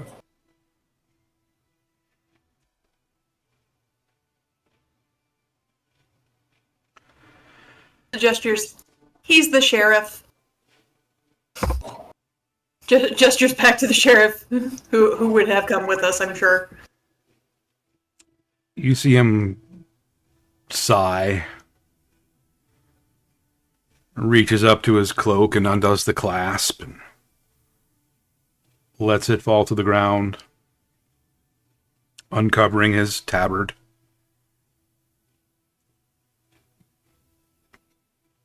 One we recognize. There doesn't appear to be anything on it. None of the tabards that any of these knights are wearing have any kind of symbol. And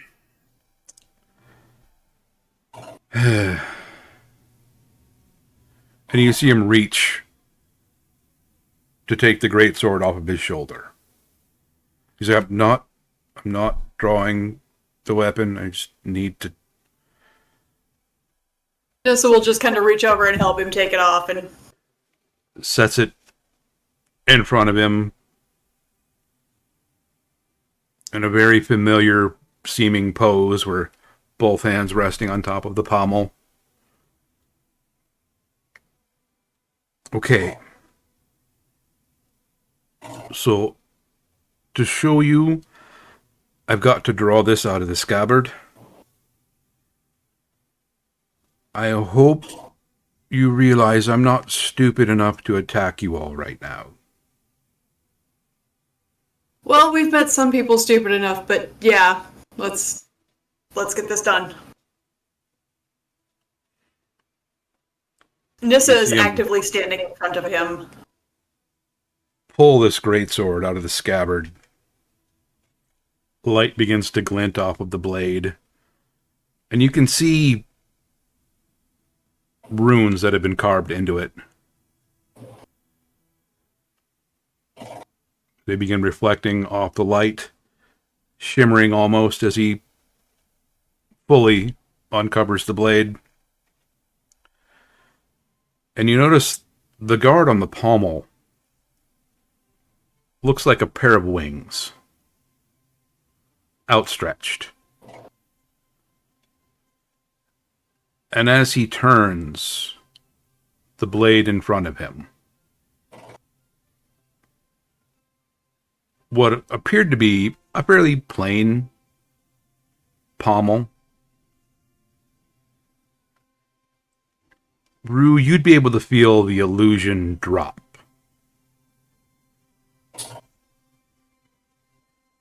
And it looks like a dragon.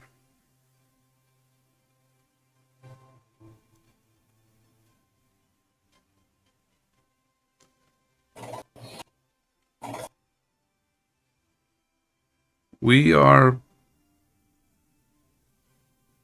the Order of the Dragon.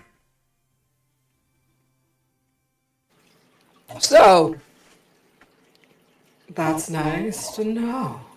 Very, very nice to know. And you show up here, why? Exactly.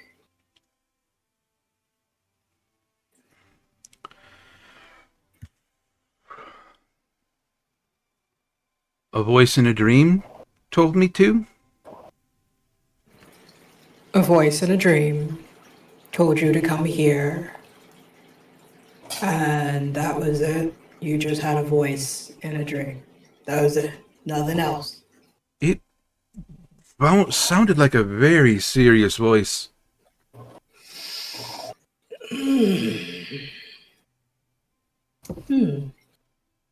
Yeah, I bet. So you came, you were attacked, and you still made it here. Okay. Okay, so what all were you attacked by on the way here?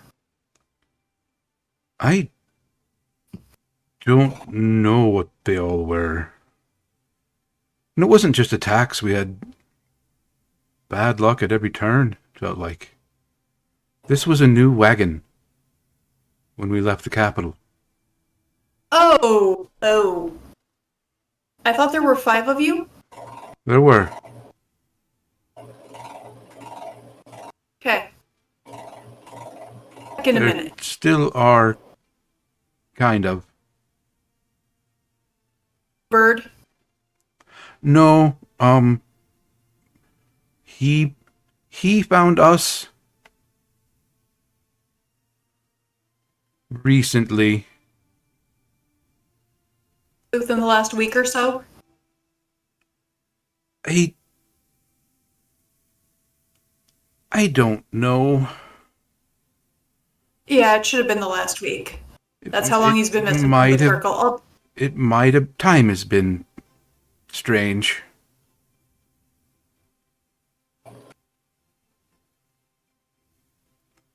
We set out from the capital about a month ago.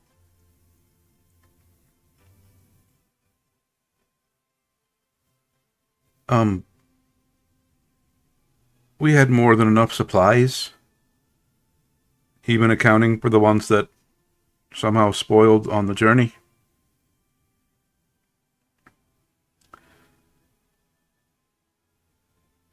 And you see him pull a small journal out of his pouch. And he holds it up, and there's, as he lets you look through it, it looks like there's entries every day for about 6 months.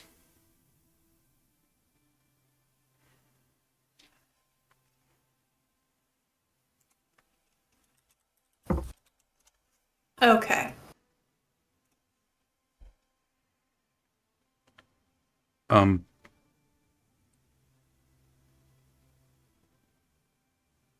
So I don't know exactly what day it is.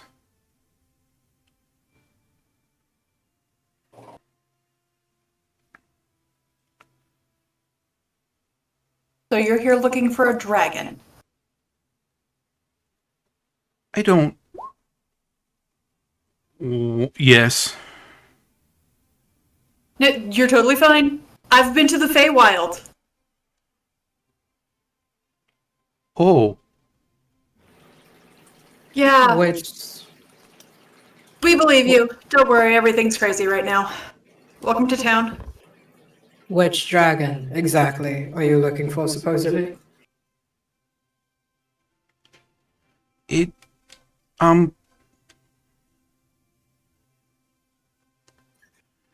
It said its name was Emeraldus? Oh, okay. Um, I'm going to go find Mother Adelaide quickly, and Rosin. You enjoy your stay.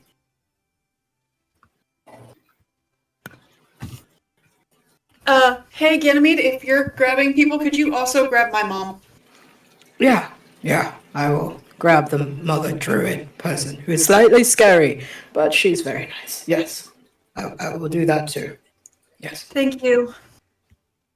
And she turns back to tending the bird. What are you going to do when you find the dragon? I have no idea.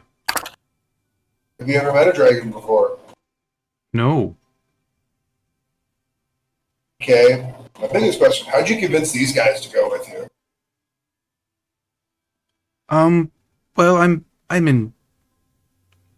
I have the command of our order.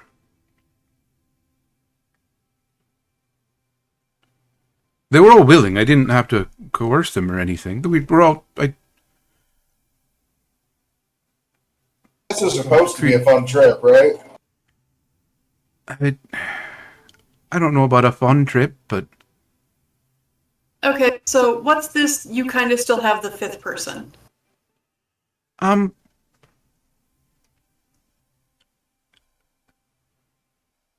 It's easier to show you. And he reaches into another pouch and pulls out a small figure. Looks to be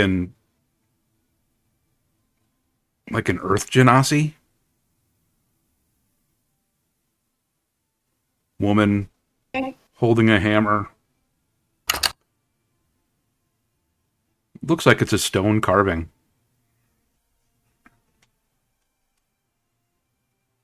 That she is so injured that she cannot do anything about her situation, or what? I hope not. She wasn't hurt when this happened. Okay, walk me through what happened, please. So we were traveling and one of our horses went lame, another one ran away, our food spoiled, water skins ruptured. Don't know how that happened. We came upon a person in the woods. We asked for their aid. They Who were. was the person? I don't know. It's all a little fuzzy. We asked if they could do anything to aid us in our travel, give us more provisions, water.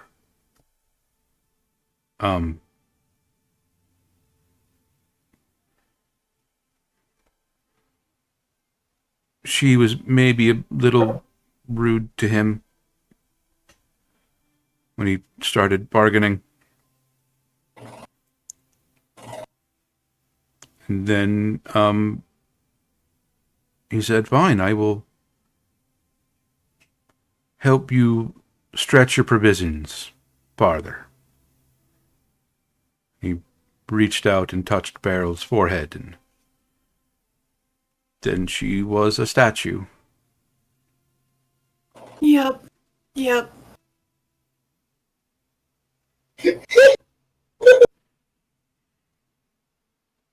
At, Someone stop the feed.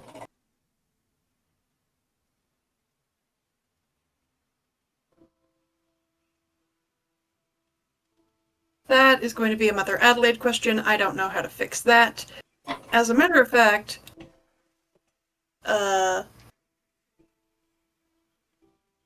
would that be more of a Zadok question, or that is not the name I'm looking for? Not at all the name I'm looking for. I'm gonna detect thoughts on the statue. Ooh. Remind me of what all that does. Duration, you can read the thoughts of certain creatures when you cast a spell, and as an action during each of your turns, you can focus your mind on any one creature that you can see within 30 feet of you.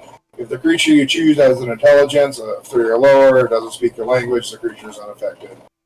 I initially learned the surface thoughts.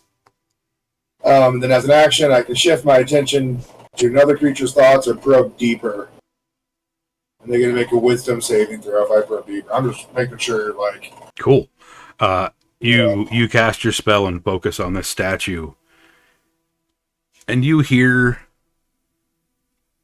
the tiniest voice in your head saying, if I find that motherfucker, She's in there. I will break every bone in his fucking body. Hey, can you hear me?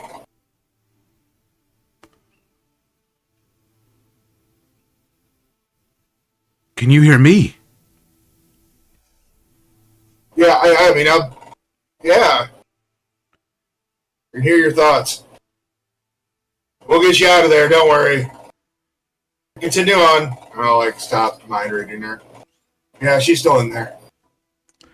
Just before you, stop, you hear a voice respond in your head.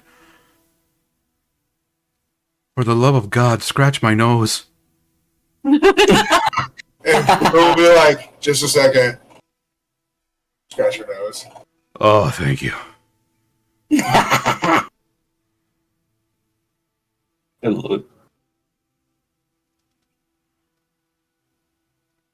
And at this point, has Nissa been able to render enough aid to my poor bird friend that he can shift back?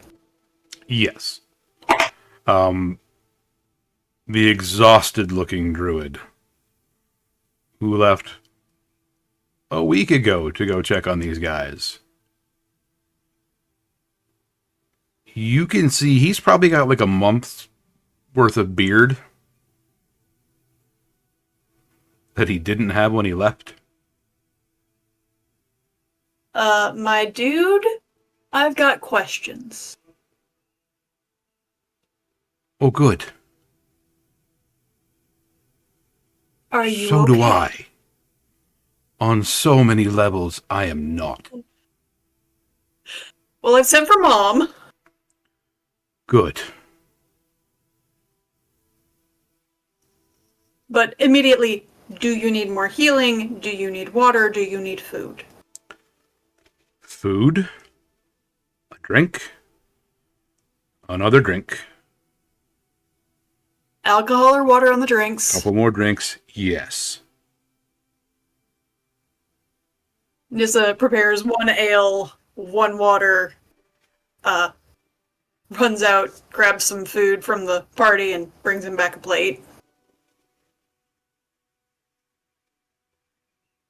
Because he is not just a source of information, he's part of my circle. He's one of my brethren. So yeah. Care first.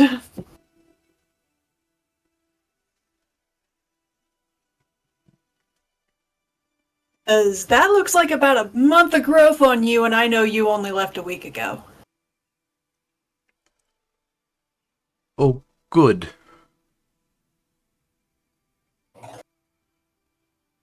Hey, I went to the Feywild, thought it was 5 minutes, and it was 2 weeks. Wibbly wobbly, timey-wimey shit. That would explain the trees. And that The trees? badger.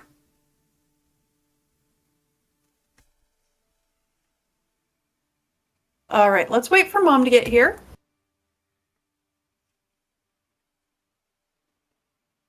Hopefully Mom will be able to help us parse all of this shit out with the sheriff. And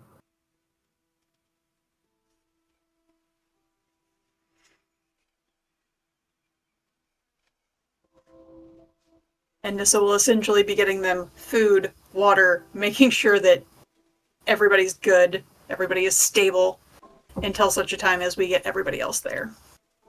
So, the thing that attacked you, you cut your friend, right? The dwarf? Yes. Did you guys defeat it? We got away from it. How long, if I ask you how long ago this was, did you say? 3 days, maybe? Oh, great. Anyway, and the thing that attacked you is different than the thing that turned her into a statue, correct? Yes. Oh, good.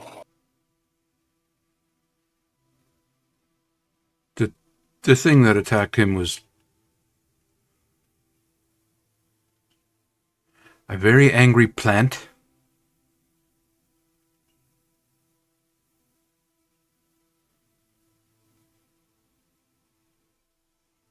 Huh.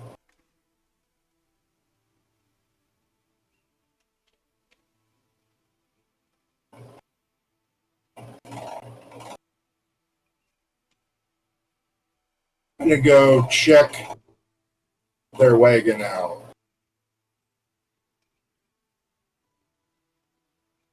And, like, is there anything coming into town from the road that they came down? Nope. Okay. I'm gonna go with Rue to check out the cart as well. Just have like a look over, give him a hand to see if we can find anything. Okay. Yeah. Investigation or perception? Do some investigation. I'll give you help on that. 'Cause yours will be better than mine. Yeah, still bad. Yeah, that's a Fuck. cart. That cart's been fucked up. Yeah. Do you have an inspiration point? No, Can I give you mine? don't think so. Hey,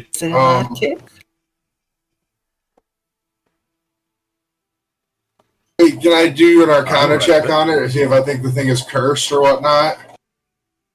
Sure.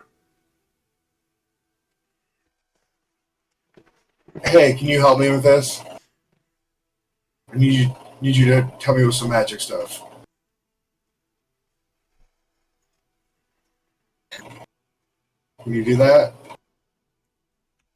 From about 5 feet away, sure. Maybe 10. Okay. I'm gonna hit a tune, and I want you to like just hum it with me. That's how magic works for people like me.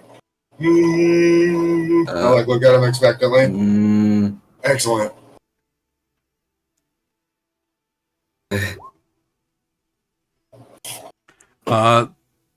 this card has clearly been through some magic. It in itself is not magical. But you can see, like, there's enough magical residue left. Like some of the mud it's been through, you notice like some leaves that are clearly not from anywhere on this plane. Purple and blue and green, multicolored. Like ones you had maybe seen in the Feywild before. Now I'm gonna go look at the horsey. Pat him down. Poor horsey, you've been through some shit, haven't you? I wonder if Nissa can talk to you. Some of the stuff seems to have clouded their mind, but what about your mind? And I'll like scritch his horsey chin. I like this horse, Kage. Definitely seen some shit, yeah. Yeah. Hat horse head. It's just weird that a whole bunch of bad stuff kept happening to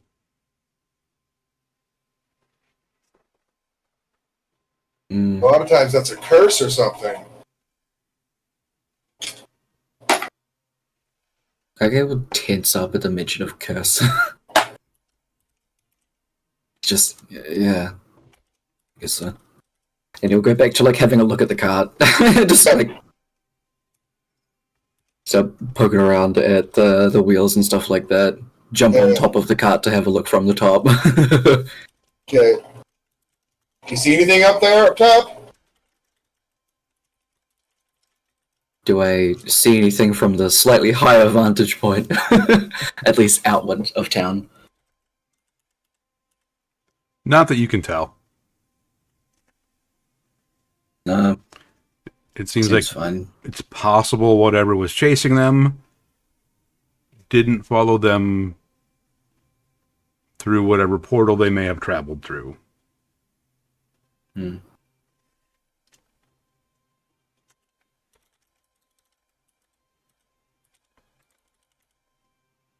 Why wouldn't they want us to get to this town?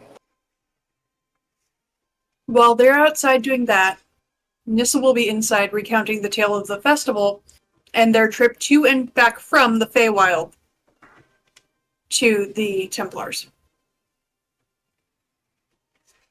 Going, no, we really believe you. Here's why. Kind of tone to that talk. They're gathered around at a table. I'm sorry for my manners. My name is Garen Abermont. This fellow next to me, as he points at the drow, this is Sir Azandrel. Our wizard friend is Merrick Tumblestream, and Dwellin here is our cleric.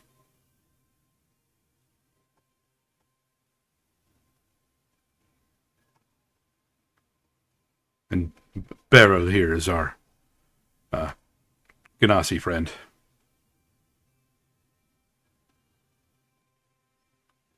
And like once you're inside and there's like light, you can kind of see kind of a greenish tint in places to her skin.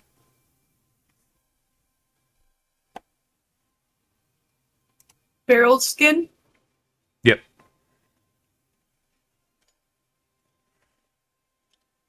Well, unfortunately, Beryl's going to have to wait for Mother Adelaide, because that is well beyond my abilities. But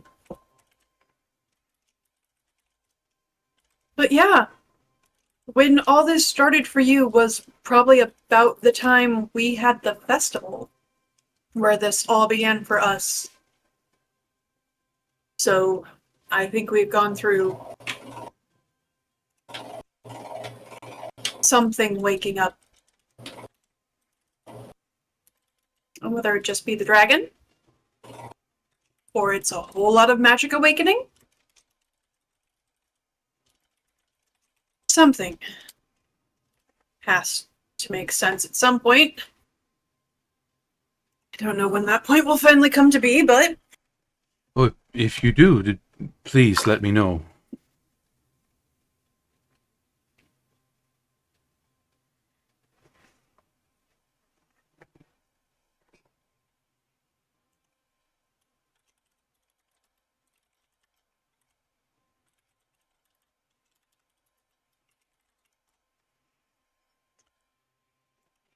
Thank you.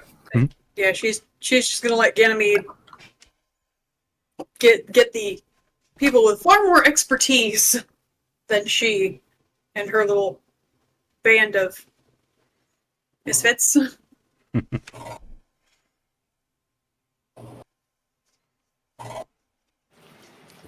Did Ganymede find Mom yet? I would think so, right? Yes, yeah. They found Mom. Yep. Told Mom to go back. And would they know who this dragon is? Like, have a understanding of which dragon it was? Based on the name? Would Ganymede or Mrs. Mom? With Ganymede.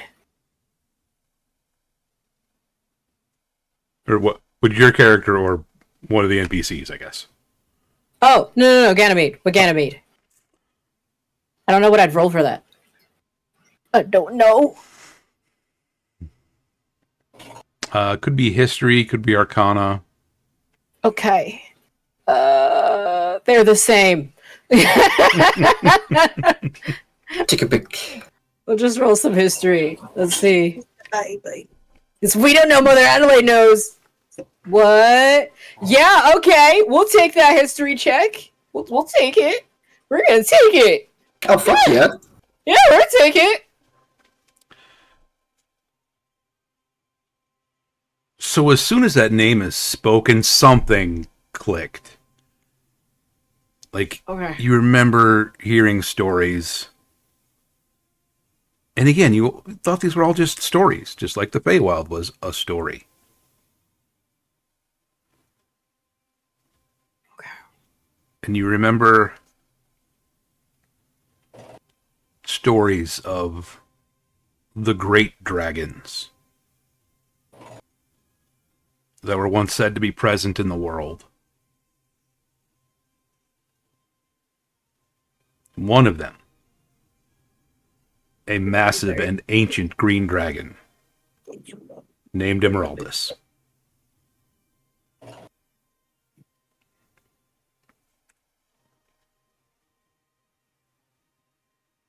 Okay. We'll go find Mother Adelaide. Rather quickly, but like not a shuffle, but not a hover, but rather quickly. And like they're gripping at the little wooden mug right now. Yeah, just like gripping at it, just this gripping. So the Templars are here, and they're looking for a dragon. I don't believe a word that's coming out of their mouths, but everyone else does. I can off them in about 5 seconds flat. They're already wounded. Can take them out. Don't have to deal with it ever again. Then it just goes away. We don't have to worry about it. Yeah. It'll be fine. It'll be fine. It'll take me like 3 seconds. 4 hits. 5. One's a little statue, so. It'll be fine. It'll be fine. It'll be fine. Yeah. Oh. I don't believe them. At all. I can't. They're looking for a dragon. And like gradually as like Ganymede is going through this idea, like they just keep like squeezing this mug. Just slowly, not caring about the insides of it, just squeezing it. Just Yeah.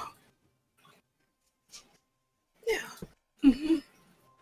And then slowly but surely their eyes are going from straight up pitch black of the soul to like a golden light color.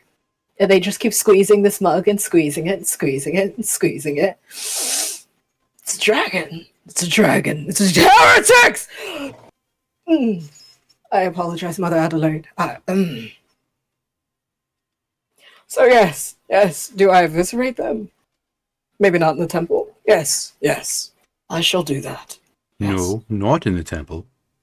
No, And not no- in the temple. Outside the temple. No, not today. Okay. Whoa. What? Just the little statue one? What kind of honor would that bring? True. Okay. Not today. On a day when they are healed and fit, and they can show their true strength. Yes, yes, yes. Oh, is there meat? Are there peppers with that meat? Can I have that?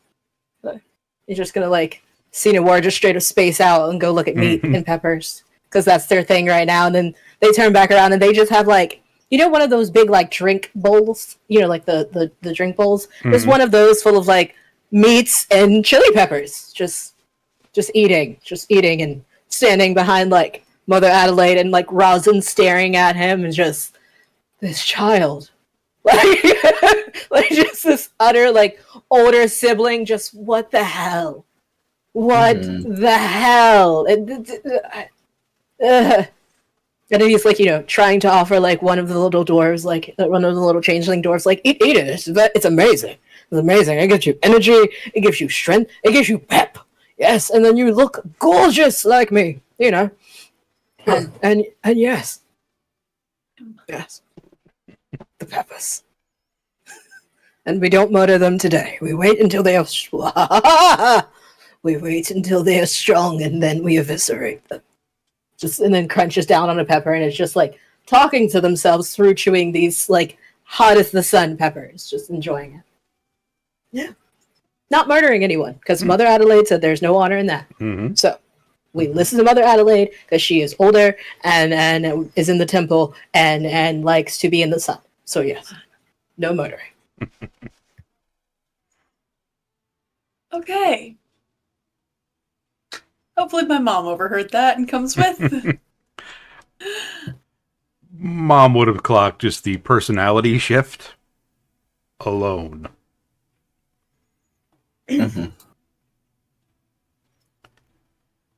She walks over to Mother Adelaide and offers an arm and helps walk her over to talk to the Templars. If anyone would like to make a history check regarding the Order of the Dragon, feel free.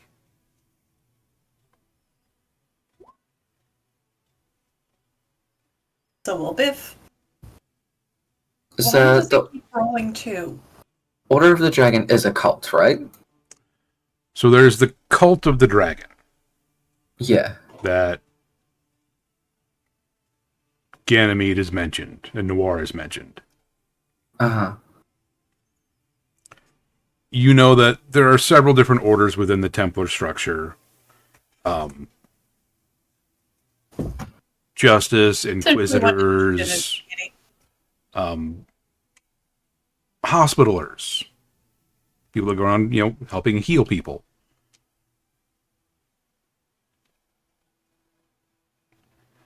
The Order of the Dragon is one that's much more obscure. And is almost descended into like a joke. Like, if you have a Templar that's let's say one of the more battle-oriented orders who loses a hand and now has to learn to fight left-handed. You can't kick him out, but you can't use him, because come on. You're going to transfer him to the Order of the Dragon. Oh, okay. You have a young noble who maybe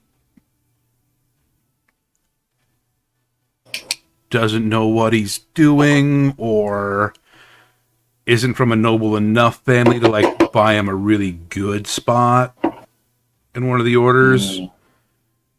You give him to the Order of the Dragon. A halfling wizard with a broken staff who's maybe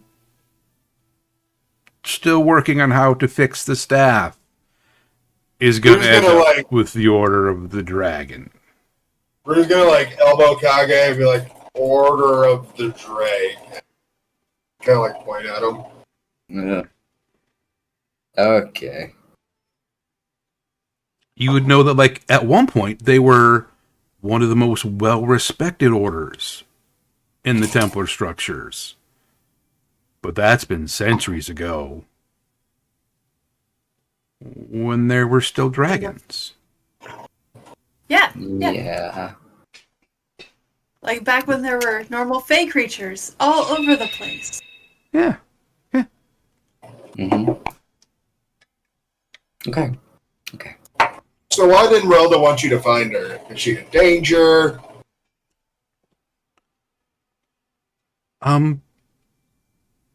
Maybe?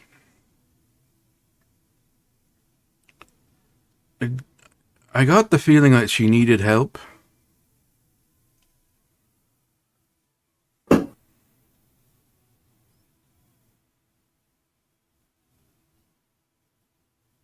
We have a mom and a Mother Adelaide now.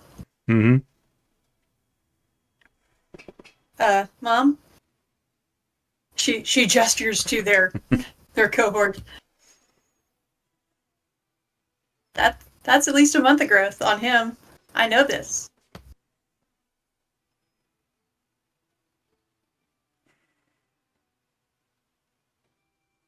When I went to the Feywild and it took way longer than I thought to get back.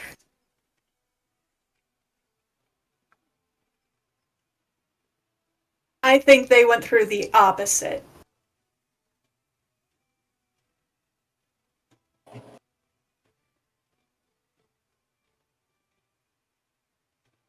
Us, it's only been a week. For them, I think it's been a month. Also, I'm like 50-50 they're cursed right now. You feel cursed. I mean, that would explain a lot.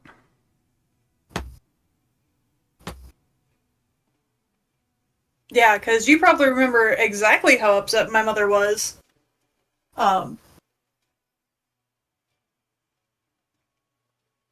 Me being gone that long. And me thinking, but I was like 3 days out and 3 days back, it wasn't that bad. Yeah, I think you just did the opposite. Mm-hmm.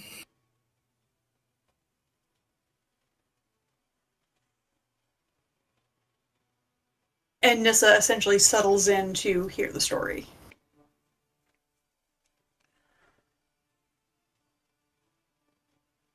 Garen will take a long drink of water. Well, we were in the capital at the temple. They were discussing dispositions and deployments.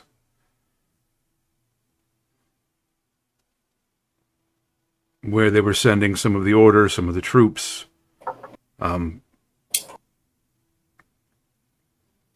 Nothing had been decided for us. We're usually an afterthought if we're thought of. I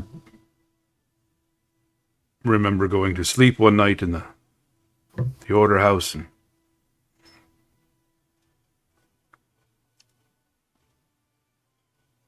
I woke up and the sword was glowing. The gem on the end of it, which was a new thing for me. I'd not known it could do that. And I reached out to take hold of it, and I was standing, I think, somewhere underground.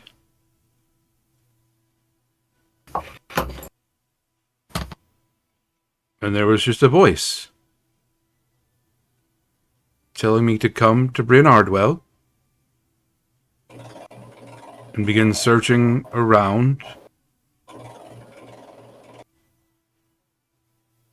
to find and help it. It said its name was Emeraldus.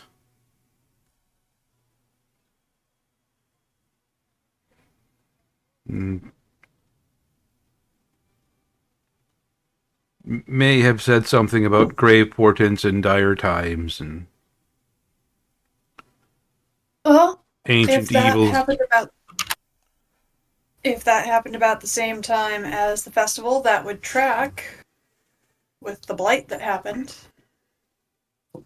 I got permission to travel to Bryn Ardwell.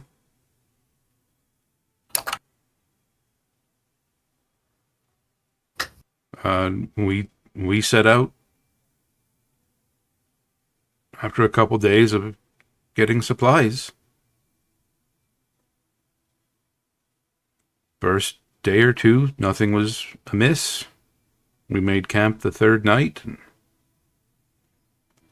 One of the horses had thrown a shoe that day. We worked on repairing it. Something spooked it and it ran, and we chased it down. And then When you got permission to go out, and you talked about they were mobilizing other Templar orders, is that normal? We all mobilized all at the same time? Not at the same time, generally, but it's not uncommon for them to send multiple sets of orders to various places. It was the spring, so going through, checking roads, making sure things were clear, checking on villages that we hadn't been to over the winter, checking with other chapters in other cities.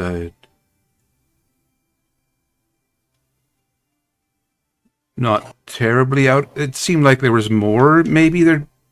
We've heard talk of something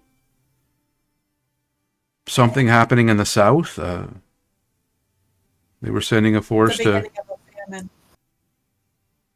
famine. I think there were some more border incursions to the east that they wanted to investigate, but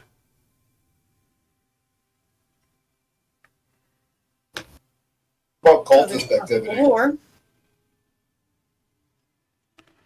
I think there'd been an increase in some, just various levels of unrest, I think, is what we were told.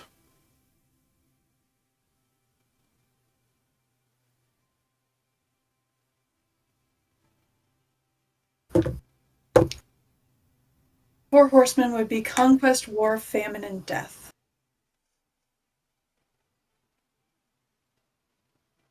Famine sounds like it's happening in the south. You said war is to the east or west? I don't know if it was war, but there'd been more issues, yeah. A few skirmishes had occurred. And you came all this way to look for a dragon, through all that hell in the Feywild, and you still want to help here?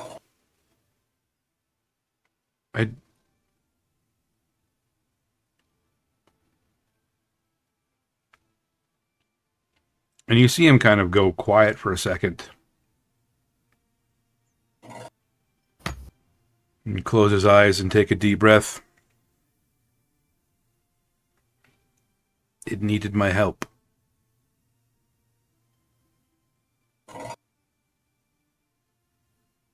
Feeling?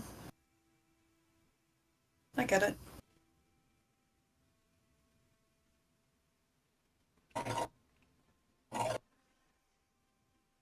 We should probably help a it. better mom. So, got any ideas where we should start? Miss knows these woods better than anybody else. I think for now, we should start with maybe some more food. Possibly a bath. and then resting. We can figure out where to look later. And their little stone friend also needs something to happen. Yes. How are they all looking now, Kev? I mean, they're not, like, actively dying. Rue will Mother Adelaide will. But they real tired. Sigh a little bit and say, "Worry not, brave adventurers. You came seeking a dragon, and a dragon you did find." And will, like, stick out his arm, and Matry will, like, land on it and, like, spread the butterfly wings, proud as can be, like, down to what must be her adoring subjects. You, Pray. uh,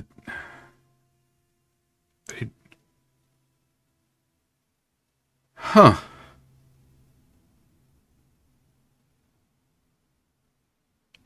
Matry will kind of chirp, "Huh."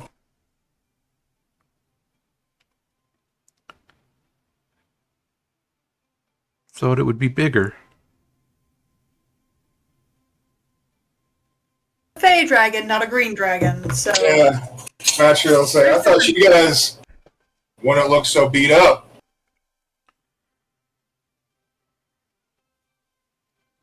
But we must make do. It's nice to meet you. I will allow you to get your rest today.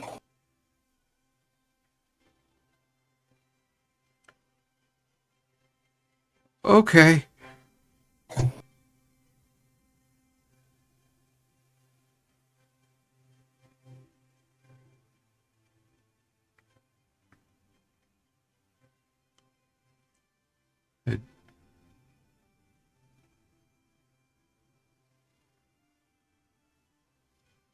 I suppose I ought to go tell the mayor, huh?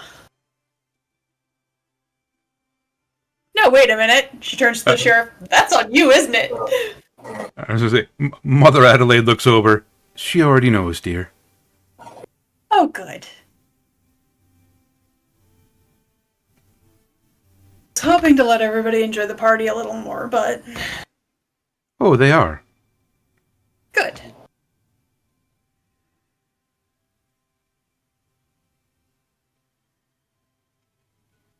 Matry will fly around and inspect her new Templars, letting them each look at her. Just trying to do this to cheer them up.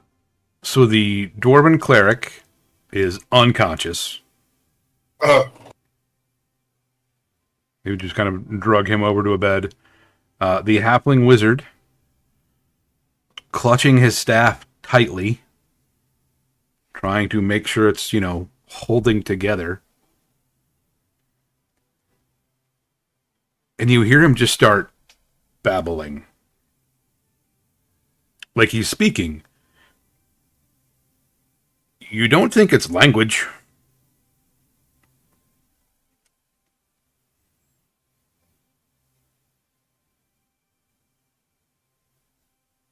Or at least not any language that, like you catch bits and pieces of languages.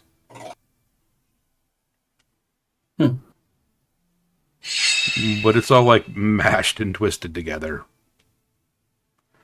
And you see him just grip the staff more tightly. Oh, buddy. And he starts like speaking very slowly. What is your name? Looking at Matry. Matry L6.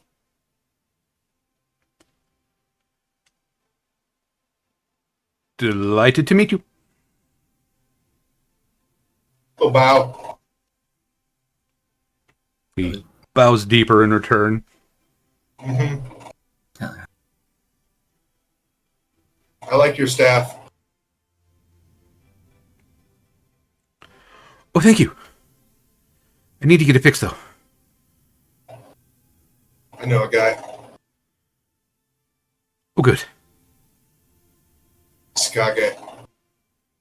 He bunch of shit good. Yep. At that, Nissa is going to go ahead and exit the temple and start looking for the correct people to get help. Was With- Nissa.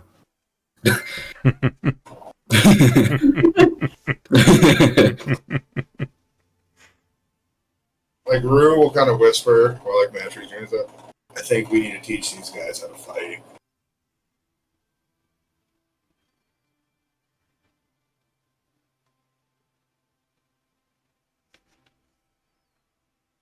Let them sleep first. Yeah. Because we're pretty Training sure them. that the mayor is a wizard, right? Mhm. Okay. She's gonna head back to the party then, find where the mayor is sitting, and just have a slight sit down and go, hey, so tomorrow, could you come visit the temple and help a poor wizard who is clearly struggling? Yes, that stab is. Mon Dieu. Yeah. That's probably a hazard, actually. Little worried what happens if they I'm try and use it. surprised he as had been is. able to do anything at all with that thing. Oh, I don't think he has been. He's probably for I the think best. that may be why they look the way they look right now. I'm kind of surprised they're all in one piece. Everyone is stable. Mother Adelaide is with them. They have food, they have water, they're going to rest. And we'll readdress this in the morning, yeah?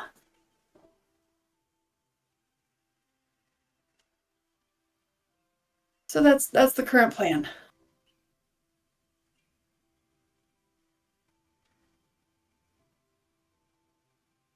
Dragons are real. And there's one near our town. Okay. How loudly do you say that? Very quietly. Like her and maybe the mayor could hear it. Make a perception check. You know what my current situation looks like here.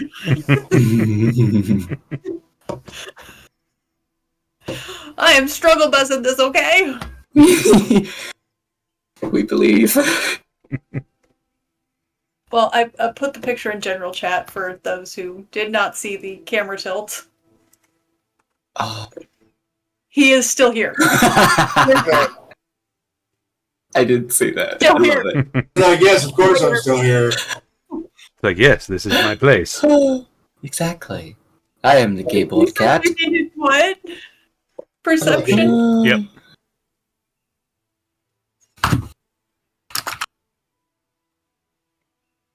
I do not know why it continues to roll too. He's not Okay. on the keyboard. I'm not clicking Yeah. anything else.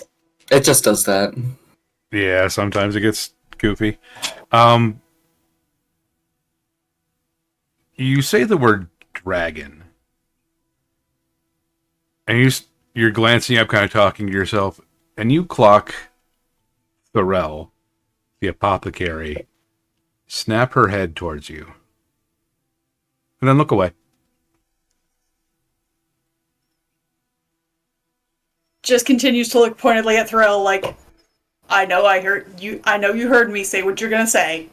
Just say what you're gonna say.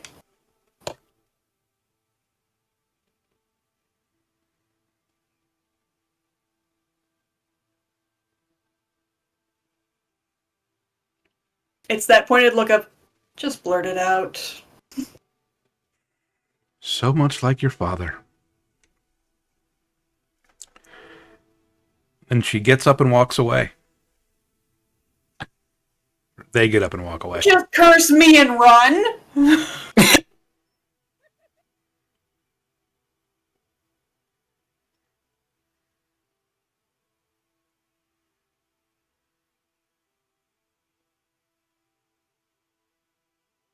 She follows.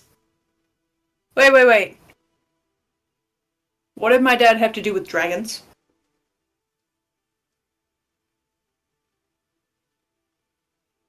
Is that what he was out looking for when he died? It's something he was always looking for. Okay.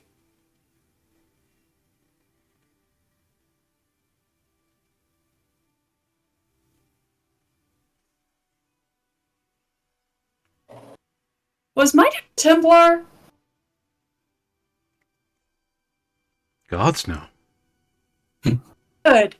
Because Templars are just a little... That would have been just a little much. So Dad went out and looked for dragons on the regular? He was a dreamer. Hmm.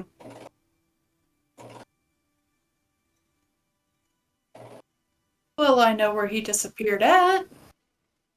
I know which one he was looking for. Thank you. And she about faces and she heads back for the group. She is walking with magic, with very much walking with purpose, going, I think I just figured something out.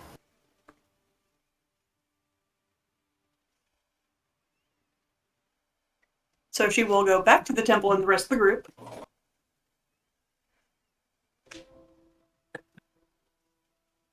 Oh, hey, I was just watching them sleep to see if like water starts dripping on them or not. See if they're cursed, or maybe only one of them's cursed. It's very interesting.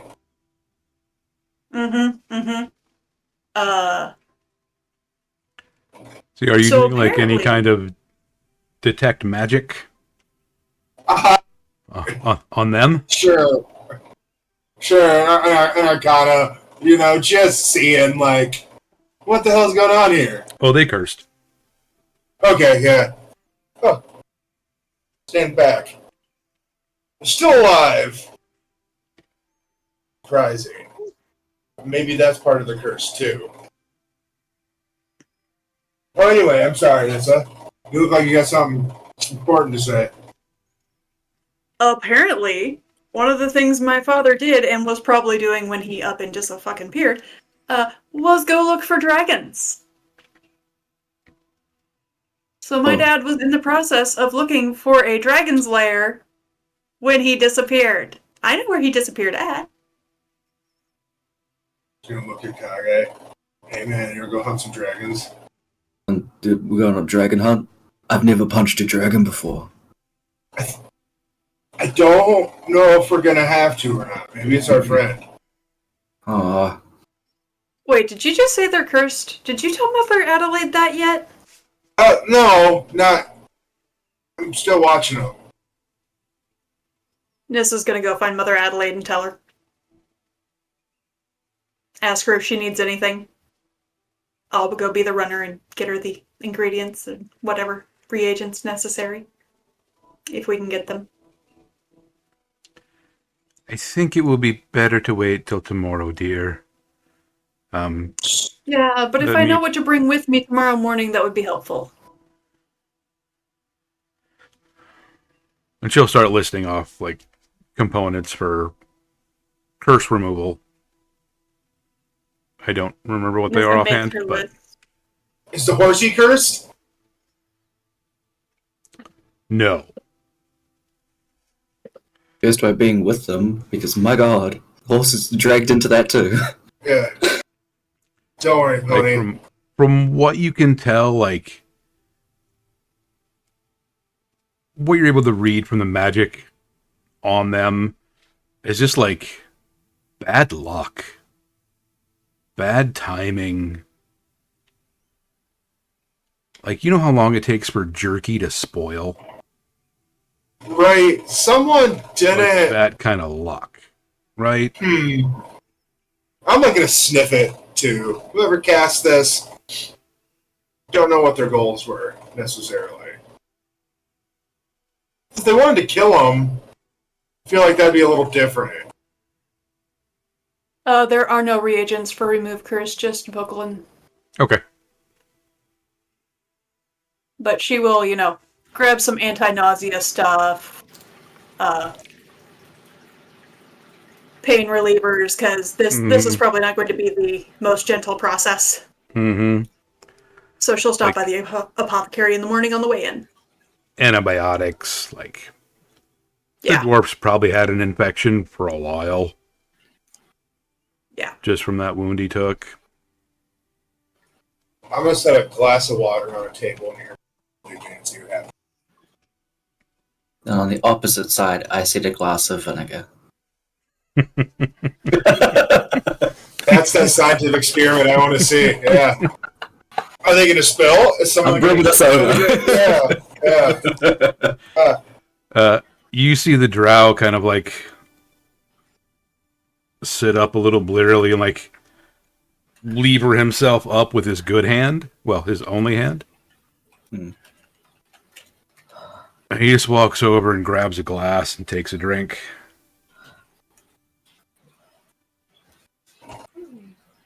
And then spits it out.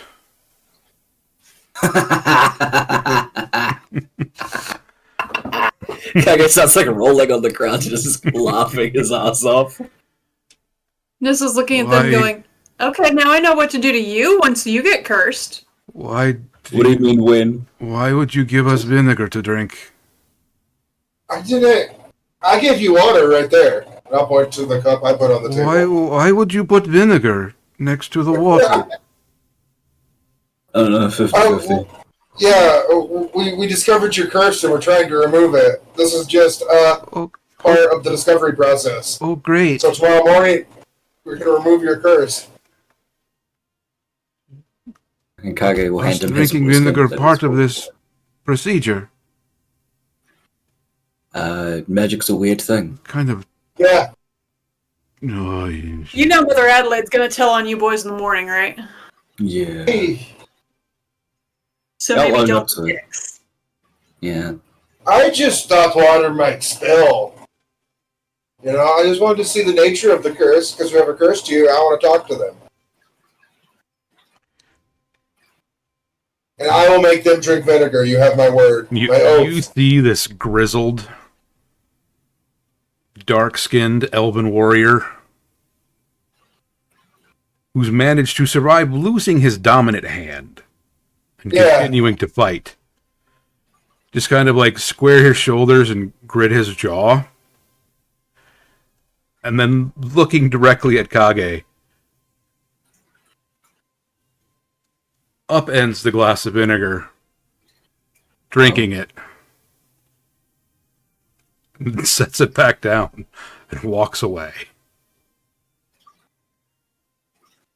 Kind of a badass. I respect the fuck out of that, honestly. Yeah. Hey, I forgot your name, but with the glass of that's now empty, he like actually fills it up with water. It is water, I do swear that, but you're a badass. Fucking props to you. Puts the glass down and then we'll just walk away as well. This is going back to the druid circle, and she's going back kind of cranky. Pretty sure her mom will clock that in about 0.5 seconds.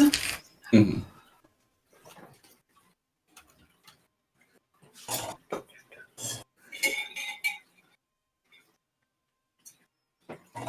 Well, I think that's probably a good enough place to leave off then. Okay. Oh, it has been 3 hours, my god. Right? Ugh.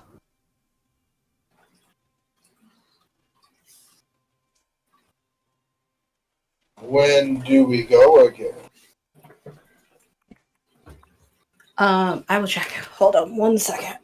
Oh, this is the importance of hydrating, people. You have to hydrate. I got super dizzy because I did not hydrate. So Hydrate or dihydrate? hydrate or dihydrate? I think it's October 5th. I believe so. Mm-hmm. That sounds correct. That would be 2 weeks. Lovely. Yep. The 5th of October. Mm-hmm. No, yeah. Is that going to work for you, Kage? I know you have stuff going on. Tyler? It's the week after. Okay. Yeah, it's the week after that I can't do. And the week after that will have to be 50-50 depending on how I'm feeling. But I'll let you guys know early. Perfect. Cool. Yeah. I wonder. I'm happy I didn't blow them up with Bianca. Like the entire conversation of what kind of Templars are they? They're gonna be evil, and I'm like, They're just here. Brilliant Templars. This is a C And squad. this is just going great. Somebody else we have to deal with in the middle of all this crap. Mm-hmm. No, they're my pets now. I'm gonna teach them how to fight. I like them. Yeah, Nissa is already deciding how often she will actually heal somebody if it's not a bad thing, but based on how they're treating others right now. It's good. The dwarf's not going into sepsis, so that's good. yeah. Yeah. I mean, the one lady's still a rock, and we were all like, nah, they can sleep before we fix her. It'll be fine. We should probably fix her before we remove the curse. I don't know. Depends. Maybe removing the curse would fix her. I don't know. She's like double Figuring cursed. that out tomorrow morning. Yeah. True.